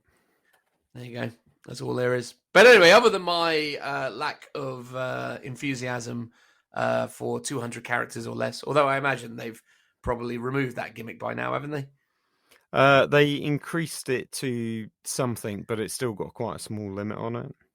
I see. I think they doubled it because originally it was 120, wasn't it? So it might be 240 now. Mm. Yeah. I don't know. I picked the 200 out of the air. I knew it was a relatively low limit. I just didn't know for sure. Yeah. Anyway, there you go. Twitter notwithstanding, we have comments from members of our community, and we will be delighted to do our best to answer as many, if not all of them. Do you think we can answer all of them, Phil? It's probably unlikely. No, I think we can, because there's not many. There's not many this week. Are we unpopular now, Phil? Have we jumped the shark? Well, I think it's more, and this is an interesting fact. People voted for Crusade and multiplayer, but people don't have questions or comments about it, which is an interesting one. Fair. To be fair, I do think it's something to do, and there is like an Instagram algorithm here, basically because the post regarding Crusade is a photo of the cover, which includes text. And I think anything that includes text within Instagram, at least, doesn't get shared anywhere as wildly as if it was just a standard image. So normally when we do our community questions, I pluck an image from the ether of a suitable bit of 40k artwork to represent what we're talking about. And those always do way better than our standard posts where we've got, our logo, our graphics, our text talking about what we're talking about. So I think just general images work really well in terms of getting it out there to our loyal followers on Instagram and Facebook. So I think we've been somewhat let down by the algorithm. Maybe that means you guys listening at home, or ladies, or neither. Maybe you guys, again, ladies or neither, need to follow us and engage more. Maybe you need to do that. Who could be sure? I can. You should do it. But yeah, no, I think it's interesting, Phil, that you speak with such authority about the potential algorithm of Instagram. Have you been, on the forums again? Have you been investigating the mechanics, the mind of the beast? No, just personal experience, I would say, more than anything else. Oh, okay. Yeah. A man on the inside. Yeah, I am on the inside. There you go. Not the outside. You are seeing the machine exactly. in all of its glory. I am Neo. No, I was going to say I'm Leonardo DiCaprio in The Revenant inside that horse. Was he inside a horse in The Revenant? Yeah, where he keeps warm. A bit. A more contemporary one is, Han Solo putting Luke Skywalker inside. That's true. The creature. Yeah. The creature. I can't remember what that creature was called now. I just know that they smell bad on the outside. They do, yeah. But also on the inside, as was the implication. Yes. Yeah. Yeah. If not worse. Oh, you would assume so. Yeah. Thwompers? No. Banfars? Yeah. No, it's not the Wampa. That's a different creature. Was it a Banfer? Could be. Banfer? Yeah. Can't remember. Back in the day, it would be something I would have known off the top of my head. I know. Star Wars is dead to you now. Yeah, basically. Well, there you go. I hear the Armada game's quite good. X-Wing and Armada have both... Oh, no, is it X-Wing? Which one is it? X-Wing. Star Wars combat game. X-Wing is the ones with... they're both with spaceships. X-Wing's the smaller scale one, where you have X-Wings and TIE Fighters as single minis. Armada is more like epic, where you have markers to represent squadrons of fighters, but basically you have the big battleships. So you got the Star Destroyers and stuff like that in there. What's the skirmish one? Legion. Actual, like Warhammer Legion. Yeah, that also looks quite good. I hear that's okay. Yeah, it looks pretty cool. I think I remember Joe one time got really into it quite a few years ago. And he mentioned that the plastic's quite rubbery, so things like the lightsabers like bend a lot. So it's like cheap plastic. I'm not surprised to hear it. To be fair, it's the way it goes. You take for granted with the Games Workshop plastic sculpts just how incredibly robust their plastic sculpting techniques actually are. Unless of course you're a dragon collector as of this week. What happened with the dragons this week? So it was going around, and now it's spilling into Age of Sigmar for the listeners following along. The latest dragons is those 2 character ones.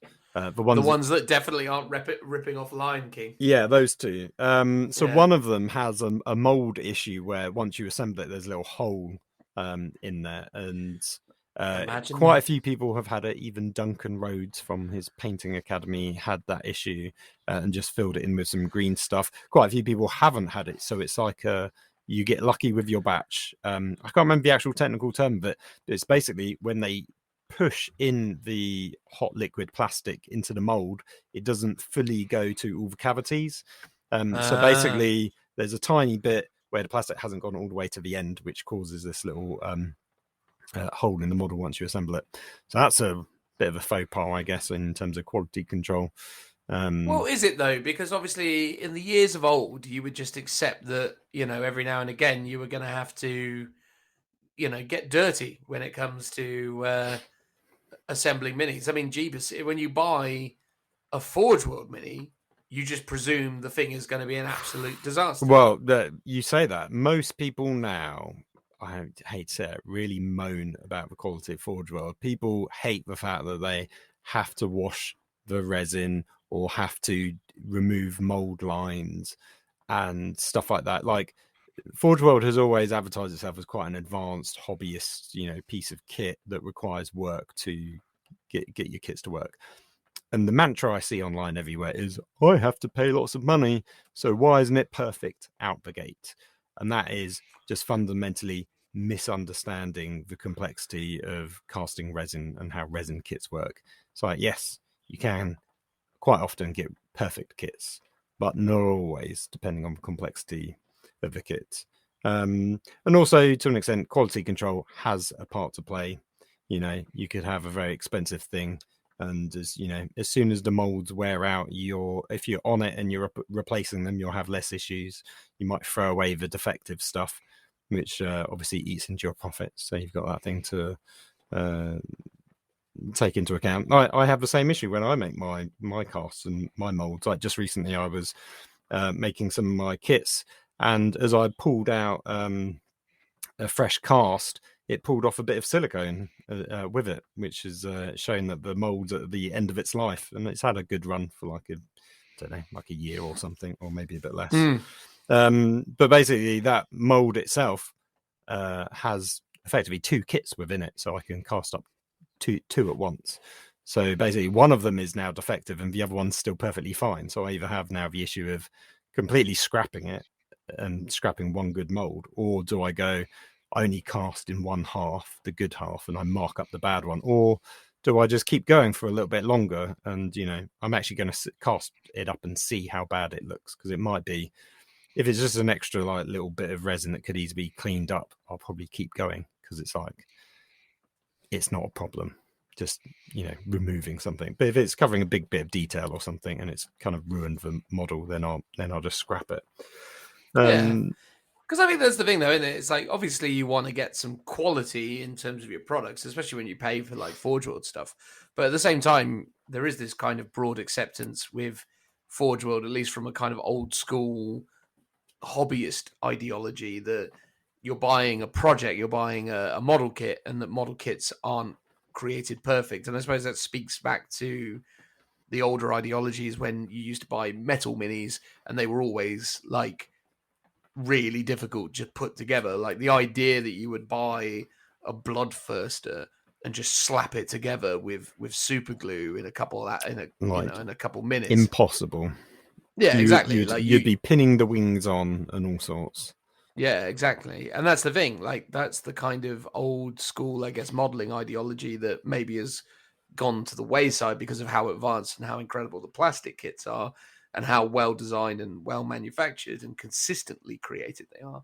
So maybe that's what's kind of fueling hobbyists' frustration with Forge World, and then conversely, this situation. Because I imagine if you went back 25 years and said to someone, hey, do you know GW's just put out a kit and it's a bit dodgy? They'd be like, well, yeah, they all are. Well, yes, exactly. I think it's interesting. I follow some scale modeling like YouTube websites, and they will forever be complaining about the quality of kits, just because the standard of them even now isn't perfect or particularly pristine. Things are sometimes too fragile and break off. Things don't line up correctly as they should. I think we're sort of a bit spoiled when it comes to Games Workshop plastic, and take things for granted quite often, that it should just all perfectly seamlessly fit together. And I think with Forge World there's a bit of a historical issues, like, so obviously all the old kits were hand sculpted or scratch built from plasticard if it's like a vehicle and stuff like that. So you've always got ever so slight imperfections, and then when you make a master of a mold, quite often, okay, you've got 2 tracks on a Lehman Russ, for example. Each one of those is going to be in its own separate mold, and each separate mold might shrink by a slightly different amount as the casting process happens. In terms of making molds, you tend to make like a master, which is a copy of your original. Then you make a production mold, which might have like 5 of those masters casts in there, and your production mold then goes off and is what makes the actual final kit. So sometimes there's several iterations of making a mold and casting it up before you actually get to the one that makes your final model that you sell to people. and all of those slightly different silicone molds might shrink ever so slightly at different rates. So that's where you get misalignment of one piece doesn't actually fit to another because one shrunk by a couple of millimeters, which actually makes all the difference. A lot of that, well, not the shrinkage issue, but a lot of the sort of handmade elements now being sorted out with the quality of the 3D kind of CAD design models that they now get. So, and also the robustness of them, like the scale of everything's gone up, which actually makes resin casting so much better. One of the reasons why they always talk about the issues with the Krieg kit whenever I've spoken to the designers or anyone at like Forge World at like open days and stuff, it's like they're so tiny, they're really fragile. So casting it is just a nightmare, basically. You know, ankles can easily snap off just when you're trying to pull the kit out of a mold and stuff like that. And it's like I've had, you know, sort of similar issues when I've been casting stuff that's really small. It's like it's just difficult to actually cast, and it is a manual process. Only in the last few years, there's been a company coming along onto the scene that I've seen where they have like these sort of automated manufacturing of resin. They're like sort of resin spin molds. And it's like, as far as I'm aware, Forge World don't do anything like that. So they're still doing it a bit more old school in that respect. But any of the new kits you tend to buy, and they tend to be quite big and chunky. The casts are way better, I've noticed. And yeah, occasionally you'll still get a slipped mold because that can happen where the two halves of your mold are slightly misaligned. It's kind of hard to not get that from time to time, really. Yeah, I hear that. But it's improving all the time. Yeah, I just think it's interesting, isn't it? I suppose by their own standards in the modern era, having an issue with a plastic figure or a plastic mini kit, whatever you want to say, is obviously an issue in the current climate because that's what people have become accustomed to. I'm just saying it's interesting that there's a divergence. Well, you get a similar one when it comes to people always say, "Oh, Games Workshop or White Dwarf, especially, they don't do any scratch building articles anymore or kit bashing articles." I mean, they do to an extent, but it's very rare when they do, for example, terrain. And if you're a hobbyist... I was watching an old Hammer video on building a bunker. Did you watch an old Hammer video on building a bunker today? Has the algorithm gotten it? Is Old Hammer an actual YouTube channel? Although it's not called. The actual channel isn't called Old Hammer. It's called like Sci-Fi something. Sci-Fi Wargame. I think I was telling you about him quite recently, weirdly, for something else. But yes, I've watched that video where he goes through and builds the old bunker from White Dwarf. And yeah. Hobbyists of a certain age will always be like, "Oh yeah, I scratch build all my terrain. Super cheap. It's a bit of fun. Relatively easy to do, although 90% of the time it looks pretty terrible, if I'm honest, especially in comparison to the plastic kits that are out there nowadays."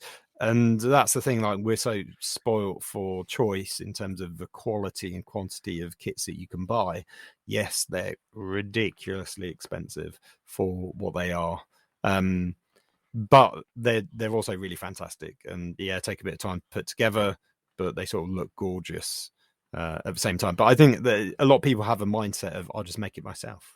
I'll make all of these bits myself, because actually getting some, serial cardboard and cutting some bits out and slapping some paint on it, I remember doing as a kid, or the old classic Games Workshop sci-fi cactuses. You just got a bit of foam and you heated it up and melted it, and then stuck some toothpicks in it, and you sprayed it all green, painted the toothpicks red, and you've got some classic era 40k terrain. Weirdly, Nick Baton, I saw online, maybe it was like 3 or 4 months ago, had recreated them and redone those exact terrain pieces for the modern era, which I thought was quite cool. Oh, awesome, man. Yeah, it's always cool to see those kind of like those old retro style build instructions and seeing people leaning into that and trying to kind of it's recreate it. It is interesting because I saw someone post up the first page of the Baneblade kits from White Dwarf, and I remember building that. Well, I say I built it. I built 40% of it, maybe not even that. I did the 2 track sides, and with the sponson bits on it, and then I don't think I got to building the middle bit or the turret basically I think I didn't have the right size like copper tubing that you needed for the barrels and stuff like that. So I sort of eventually gave up. But I was thinking, and you know, I've talked about it to you at least recently about doing more on my own YouTube channel. I was like, if I get time, I want to redo the Baneblade from White Dwarf as a scratch build project for a Blue Peter style project. Yeah, I think it'd be quite a cool one to do. Hopefully, I think so, man. yeah. Hopefully, I get time to do it because I think that'd be quite a fun little project to do. I'm sure you will get time to do it, man. You know, I'm excited to see it. You're like, I believe of course in you'll get time to do it because you're jobless now.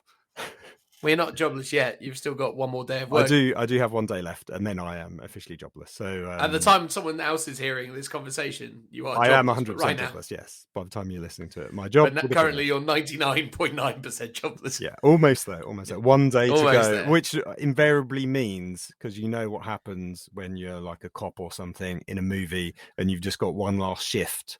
Oh, you're gonna get killed on the well, no, something's going to go down in my job tomorrow, and I'm going to be like, I had one last day. One last day. I was going to retire on a boat, and it was going to be called Live Forever, or whatever. Yes. I was going to go and retire on the no retreat boat in Gibraltar. Yes, there you go. Going to live my life just rolling dice and playing Warhammer all the time. On a boat. Trapped on the boat forevermore. Anyway, let's do these community questions because we've gone 20 minutes without even getting to them. Okay, so we'll skip over Patreon because no one left one on Patreon. They were too busy doing the poll, clearly, that they had no more comments or questions for us. So we will. That's fair enough. The privilege of helping to support the show is that you don't need to you don't need to contribute. Well, exactly, because you already are. Exactly, they're monetarily funding the show, so they don't need to put in any extra work. So exactly, that's the thing. We just say thank you to them now, and then we move on to thank you for nothing, except obviously the financial contributions, exactly, which is obviously really appreciated. But when it comes to this, come on now, pick up your game, guys. I mean, what is that? Right, so Instagram. The best community in Warhammer. Come join our Patreon where no one says anything to each other. Well, I mean, that's a first, though. Admittedly, that is a first. Only posted like a day or so ago. So, a bit last minute. You did a terrible job, is what you say. It's not their fault, it's yours. Just trying to give them the benefit of the doubt. Well, there you go. Throw yourself under that bus. Yes. So the first one, we've got that Josh Cow is, I presume that's how it's meant to be. That Josh Cow? Josh Cow. That's the only way I think I can, or it's that Zhao Ho. Maybe it's probably Josh Cow, or good old Josh Cow, or that Joe Schko. Could be the Joe Schko, like the Joe Show, but with an extra C in there. Anyway, what does he say? This person says, do you think it's necessary to write lists as a group or agree to certain restrictions to ensure balance and enjoy the game, or just leave it to the individual discretion? I'm going to let you answer this one off the bat, Phil. I'd love to hear what you have to say. I think it's good to have a general discussion about kind of a power level that you're aiming for. If you're, as we said on the episode, if you're going for like a try-hard sort of list where you want an all-comers cutthroat style match, or if you're going for something more narrative, which is maybe what you are doing because you're doing either the Crusade rules or because you just want it to be a bit fun, then it's nice to have a bit of chit chat. You don't necessarily need to spec out your entire list and share it around with everyone else that's taking part. Maybe from an army wide conversation, it's quite good. I mean, before we did ours, we all sort of said what armies we were taking, and it just so happened that we've all stumbled upon Space Marines. You obviously bought a couple of extra optional choices, but it made sense because everyone else was taking Space Marines for you to take your Space Marines. So that's what you did. So I think you can lean into that narrative element. So it feels like it makes more sense because we went for like a pseudo Badab war in the end, even though we didn't really put any effort into the background of why we were there, why we were battling. We didn't, name the planet and stuff like that, which, if I had time, I would have totally written something up to explain it all. And I do keep thinking one time I'm going to do like a really complex campaign with lots of things like that in it. Well, I'll be excited to play it. I mean, yeah, I think what you said there is pretty adequate. I think ultimately it absolutely depends on what your objective is. I do think it is important that collectively you and your opponents have some kind of theme in mind in terms of what you're trying to go for.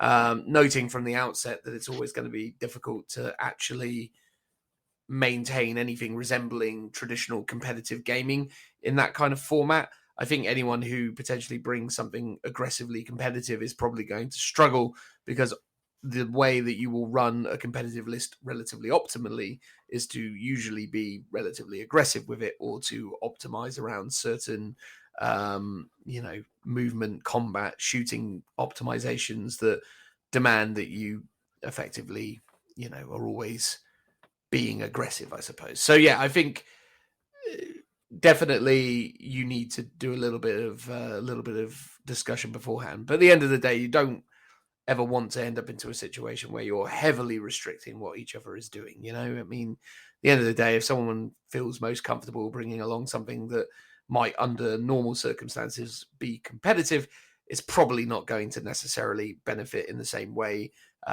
versus a multitude of enemies. And I think ultimately, if I, for example, had brought something egregiously competitive, I imagine it would have drawn the ire of my opponents, and they probably would have taken steps to ensure that I wasn't nearly as potent as I might otherwise be in a one-to-one setting. Well, I think we all looked at your list with the Leviathan Dread and the Rhinos, and we're like, oh, damn.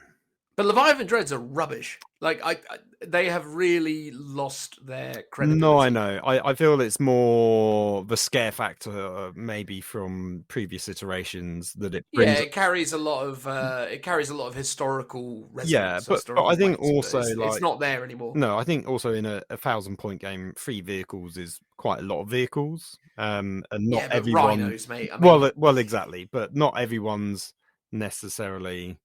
Were they Rhinos or Razorbacks?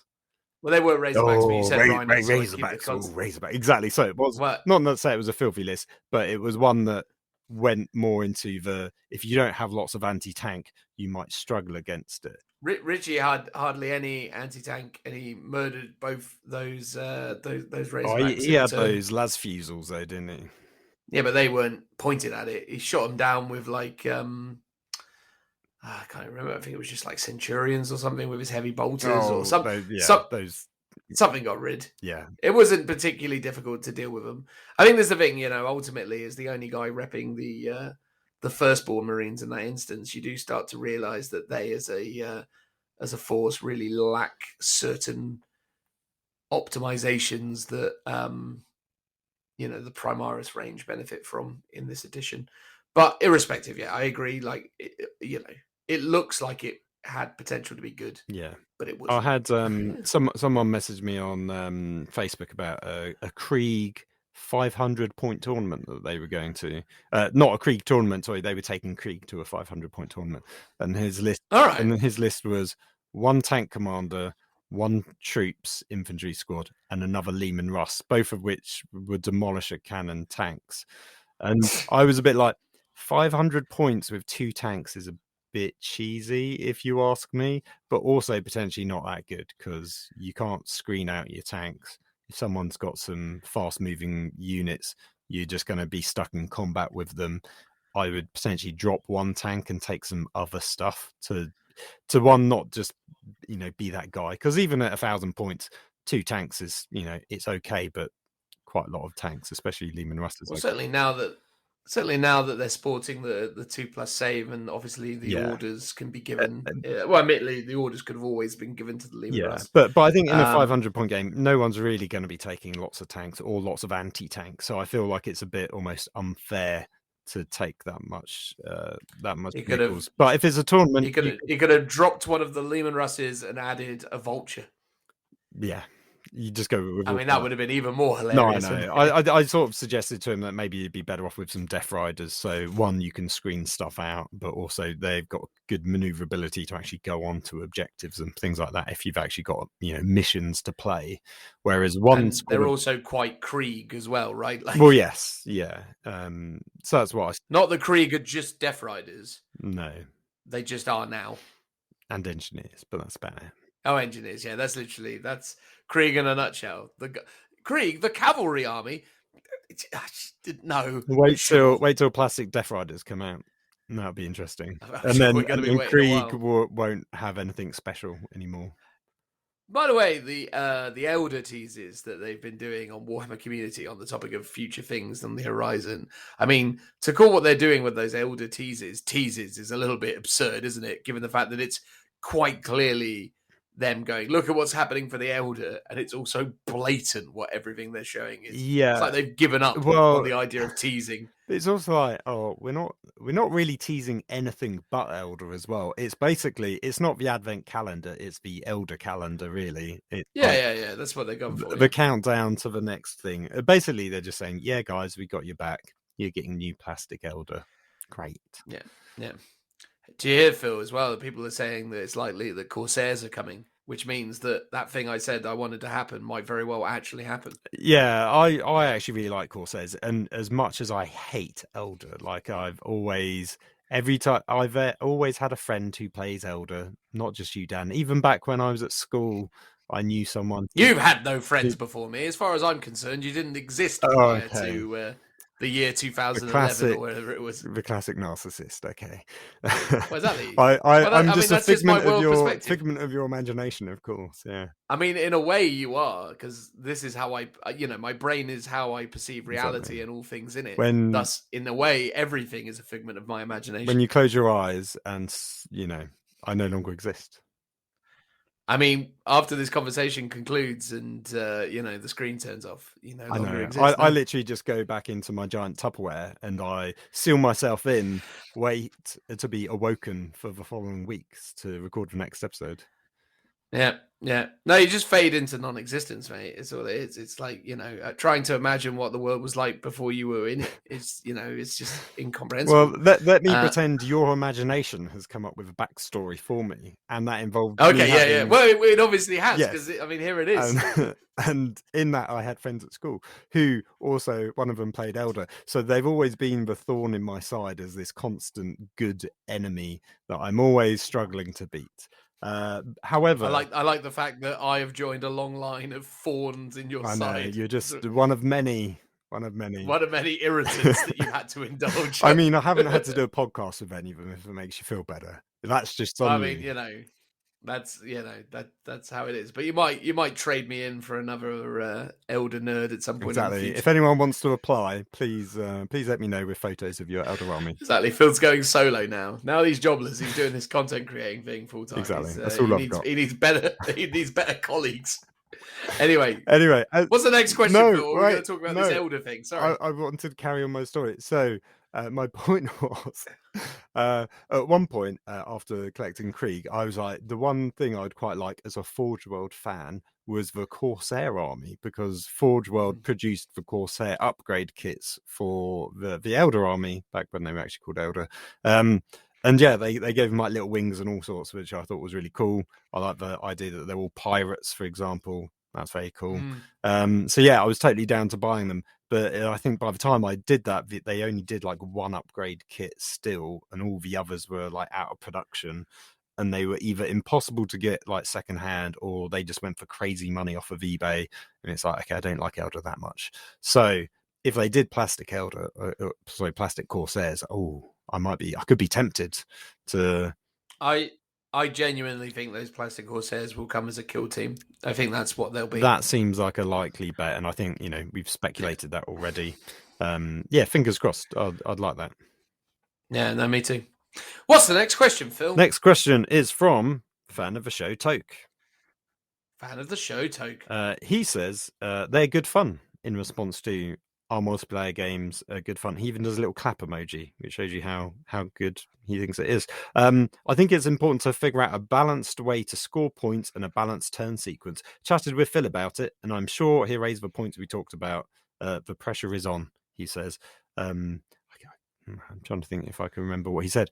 When we did our game, as I've said already, we randomized the turn order, which in a way is a balance in and of itself, but you can get like a disproportionate balance as well, because if someone always goes first, or if someone goes last but then first, is that fair or is that unfair? Because in one hand it is fair because they went last in the first back round, so to go first in the second back round is a huge advantage to them, but also makes up for the fact they went last. Yeah. I mean, we talked about this quite extensively within the actual kind of core content of the episode, but I think, easy objectives and, balancing mechanics that try and neutralize some of the benefits of consistently going in specific turn sequences is really important to balancing the game. But I think as well with those large-scale multiplayer games, the minute you start adding on the kind of admin ideals that have been established in Ninth, starts to get really, really cumbersome. I think you just need a real straightforward thing. Who killed the most? Who's the last one left standing? Who's standing on a thing?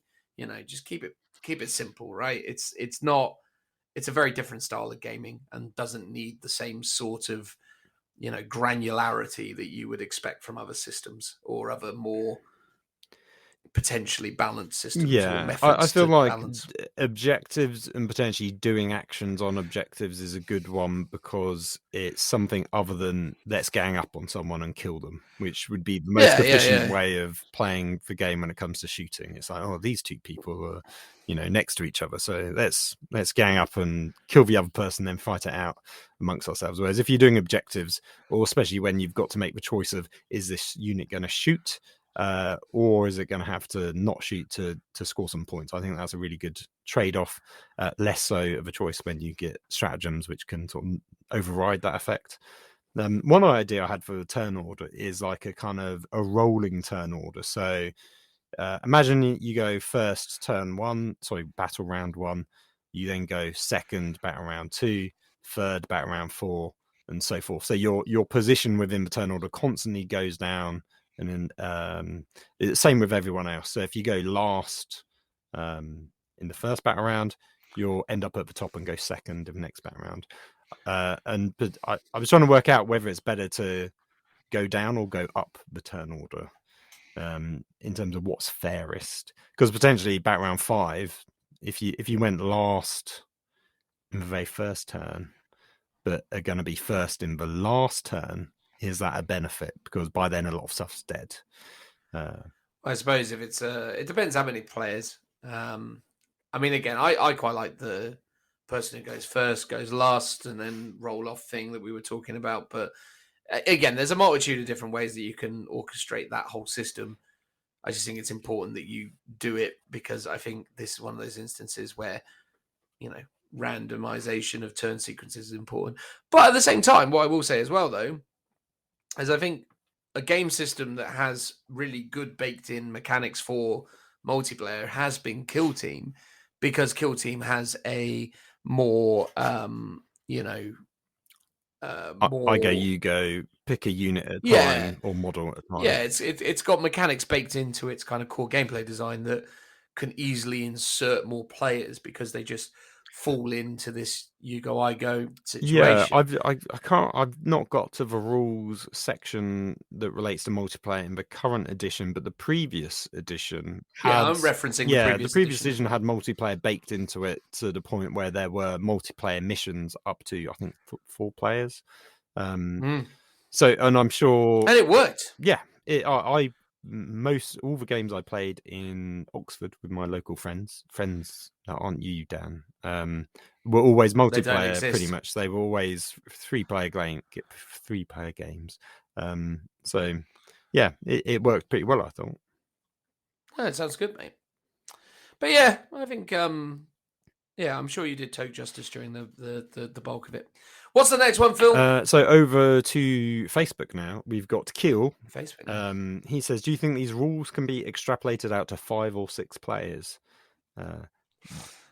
I mean, yes, because we did it, but not elegantly. I think the problem is that one of the issues that we have is the geometric challenges of a broadly two-dimensional board. There's very few places where you can go, unless, of course, you created a custom scenario where maybe everyone had like a kind of not cylindrical, just a base radius. So if it was that you had like a point, and then you did like a 12-inch radial kind of area, that would work, and then really space well. them out in circles around the space. Yeah, that would probably because you could do all the alleviate some of it. corners and all the compass points effectively. It would be a much smaller deployment zone, but then maybe you need to either have a mechanic where you have either smaller armies, or like half your army comes on turn 1 and then half your army comes on reserves as like turn 2 and 3, to alleviate that kind of issue. Also might, that gets away with potentially one army being so powerful it's blasting the other army off turn 1 when they go first, because actually the rest of your army can be coming on later when you're slightly higher up that turn order to balance it out. I do also think that if someone was really invested in this, there could be a board design that could better facilitate the 5 players, 6 player type of scenario. I think there are things you can do with terrain to add some innate balance to the situation and some mission structure that would enable it. But in terms of these specific Crusade rules, I think in a lot of respects, these are some of the most poorly formed multiplayer rules that I've experienced. But I think a lot of that's to do with, because they've locked in the turn order. They've added in this kind of you're always fighting situation, which is fine, because I think ultimately fine if that's how you want to do it. But it makes combat really bizarre because it removes that kind of tactical nuance that combat has in the main game system, which is that you can elect to leave, and then if you choose to stay, you know that your opponent is going to go before you, potentially, depending on how many other things are in combat and how that resolves. But the point is there's some aspects to that and how it works one-on-one, whereas that system kind of boils it down to, oh no, that player went first, so they're going to go first in this scenario, which again, I suppose is it roughly aligned, but then equally it sort of changes things up depending on where you sit within that sequence, I guess. But my point is that I think they just haven't done enough to really flesh out how it works within the confines of the 9th edition rule set. And I think broadly, the really interesting mechanic that they tried to create with bartering and trading and negotiating phase is just poorly realized. It's just like, oh yeah, that's a thing. And it's like, okay, cool. It's very much a sort of, it's down to you as a player to sort of house rule that the way that you want it to work. And the minute that becomes the situation, I don't think we can argue that this is a superior rule set for multiplayer gaming, especially when you compare it to some of its other contemporaries like the Kill Team multiplayer rules, which are far superior in terms of how they work mechanically. So that's my only criticism of it. I think you could probably homebrew a system better than this. I think it shows that even Games Workshop, let's say, doesn't know how to do multiplayer correct. Well, not necessarily Games Workshop. I don't think anyone knows how to do multiplayer correctly, because potentially there's no one answer. So ultimately, if you want to use this as a rule set, great. If you want to tweak it, especially tweak it to how you and your group want to play, that's probably the best way of doing it. Cherry pick ideas that you want to explore, and ultimately what you think is fair and balanced.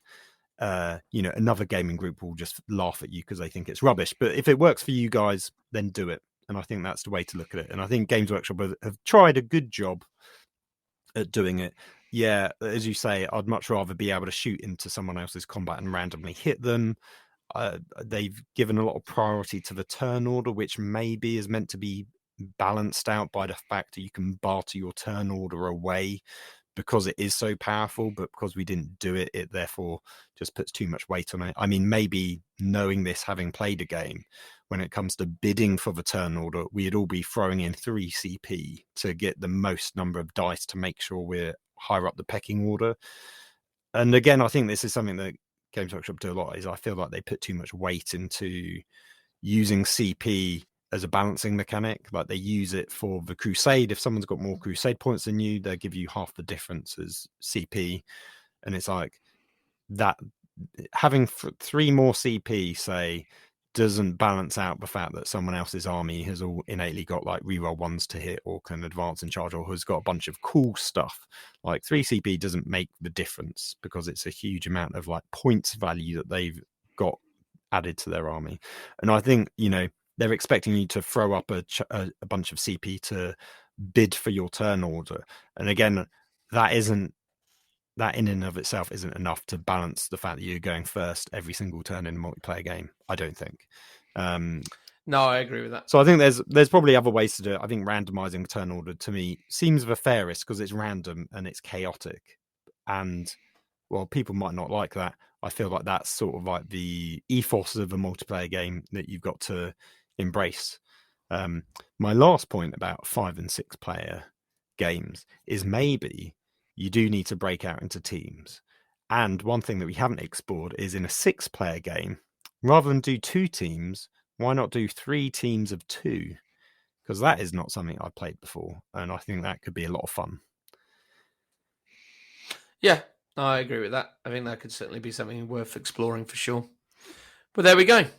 Do we want to do one more, Phil? Because I'm conscious that this will soon become the longest outro we've ever done. Well, luckily for you, if it hasn't already. Luckily for you, there's just one left. So we've done long outros before. Yeah, I don't know if we've gotten into an hour-long outro before. Okay, well, we'll try and wrap it up in 15 minutes. So Pete says, I'm always confused about player's turn. What's the best way to deal with it? I think we've just answered it. That no, there is no. Yeah, I think so too. Do you use standard missions also with objectives, or have a more narrative game? Love the videos and photos from your trip to Warhammer World. Well, thank you for the photos and videos. In terms of the missions, well, we played the ones from the Crusade book in question, which is they sort of are standard missions. If you think of missions from 7th and 8th edition. You know, they're much more objective based. Some are progressive, some have end scoring, some have both. But they are still narrative led. So they're just, well, to me, they're better than the, let's say, standard GT missions, for example. I think the GT ones are a bit dry. And, you know, I'm sure they would also work for multiplayer missions. But the concept of holding 1, holding 2, holding 3, it's like, yeah, you might hold 1 or 2 objectives. You're not going to be holding 3 or more in a multiplayer mission, that's for sure. What I would have loved to have seen is if there was a mission where there was a kind of evolving mission parameter or some kind of discovery element, like, you know, like the ones where you've got 5 objective markers, but actually only one of them is actually worth anything.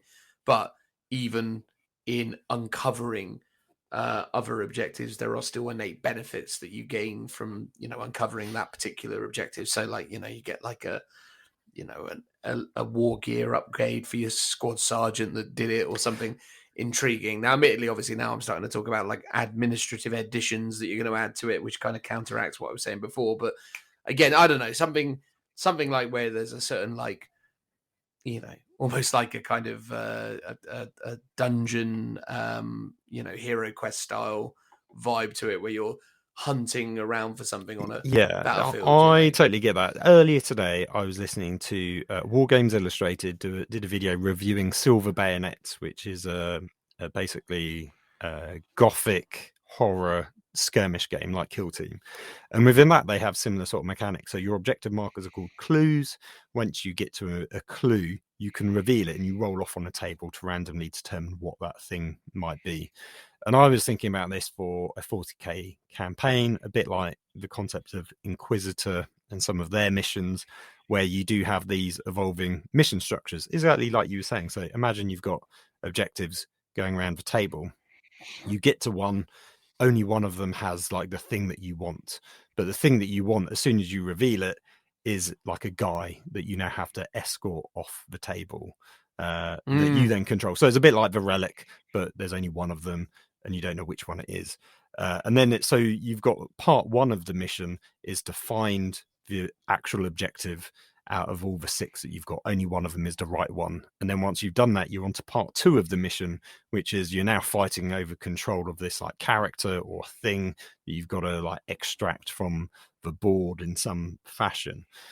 And that kind of, act 1, act 2, maybe act 3 aspect to a mission is super cool, and I think works really well in like a narrative campaign, or at least a narrative mission, more so than I'm just stood on this objective which arbitrarily doesn't really mean anything. It might be supplies, but who knows, they've not said, which I think is really boring. Like that's really kind of like standing on a point of the map that doesn't have anything on it, like in the middle of a field, seems a bit pointless to me. Whereas if you're actually controlling something, even if it's like I'm controlling this building, like to me that makes a lot more sense from a narrative point of view. So I'd love to do something that has these cool, fun elements to it.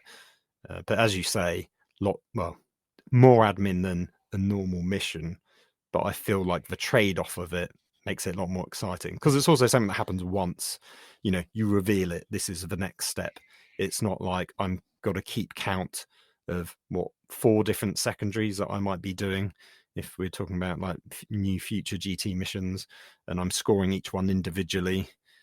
That to me is a lot more admin than, roll on a table, something's happened, and you do that once.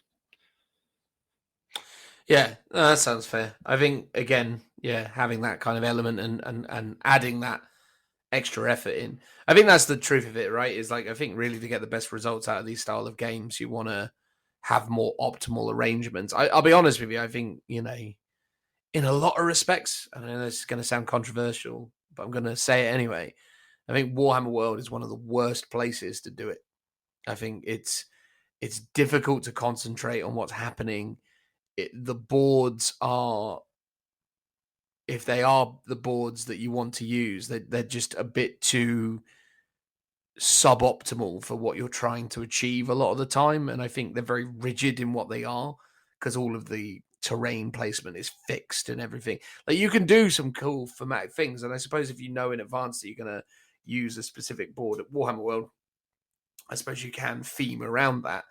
But yeah, I don't know. It's sort of, it's one of those things where you almost want to just be in some kind of nice isolated gaming area where you and your mates are just together and enjoying the sort of bounce of being around each other and just playing a game together without anyone else around, as it were. Like, that almost would be better to keeping you in the immersion.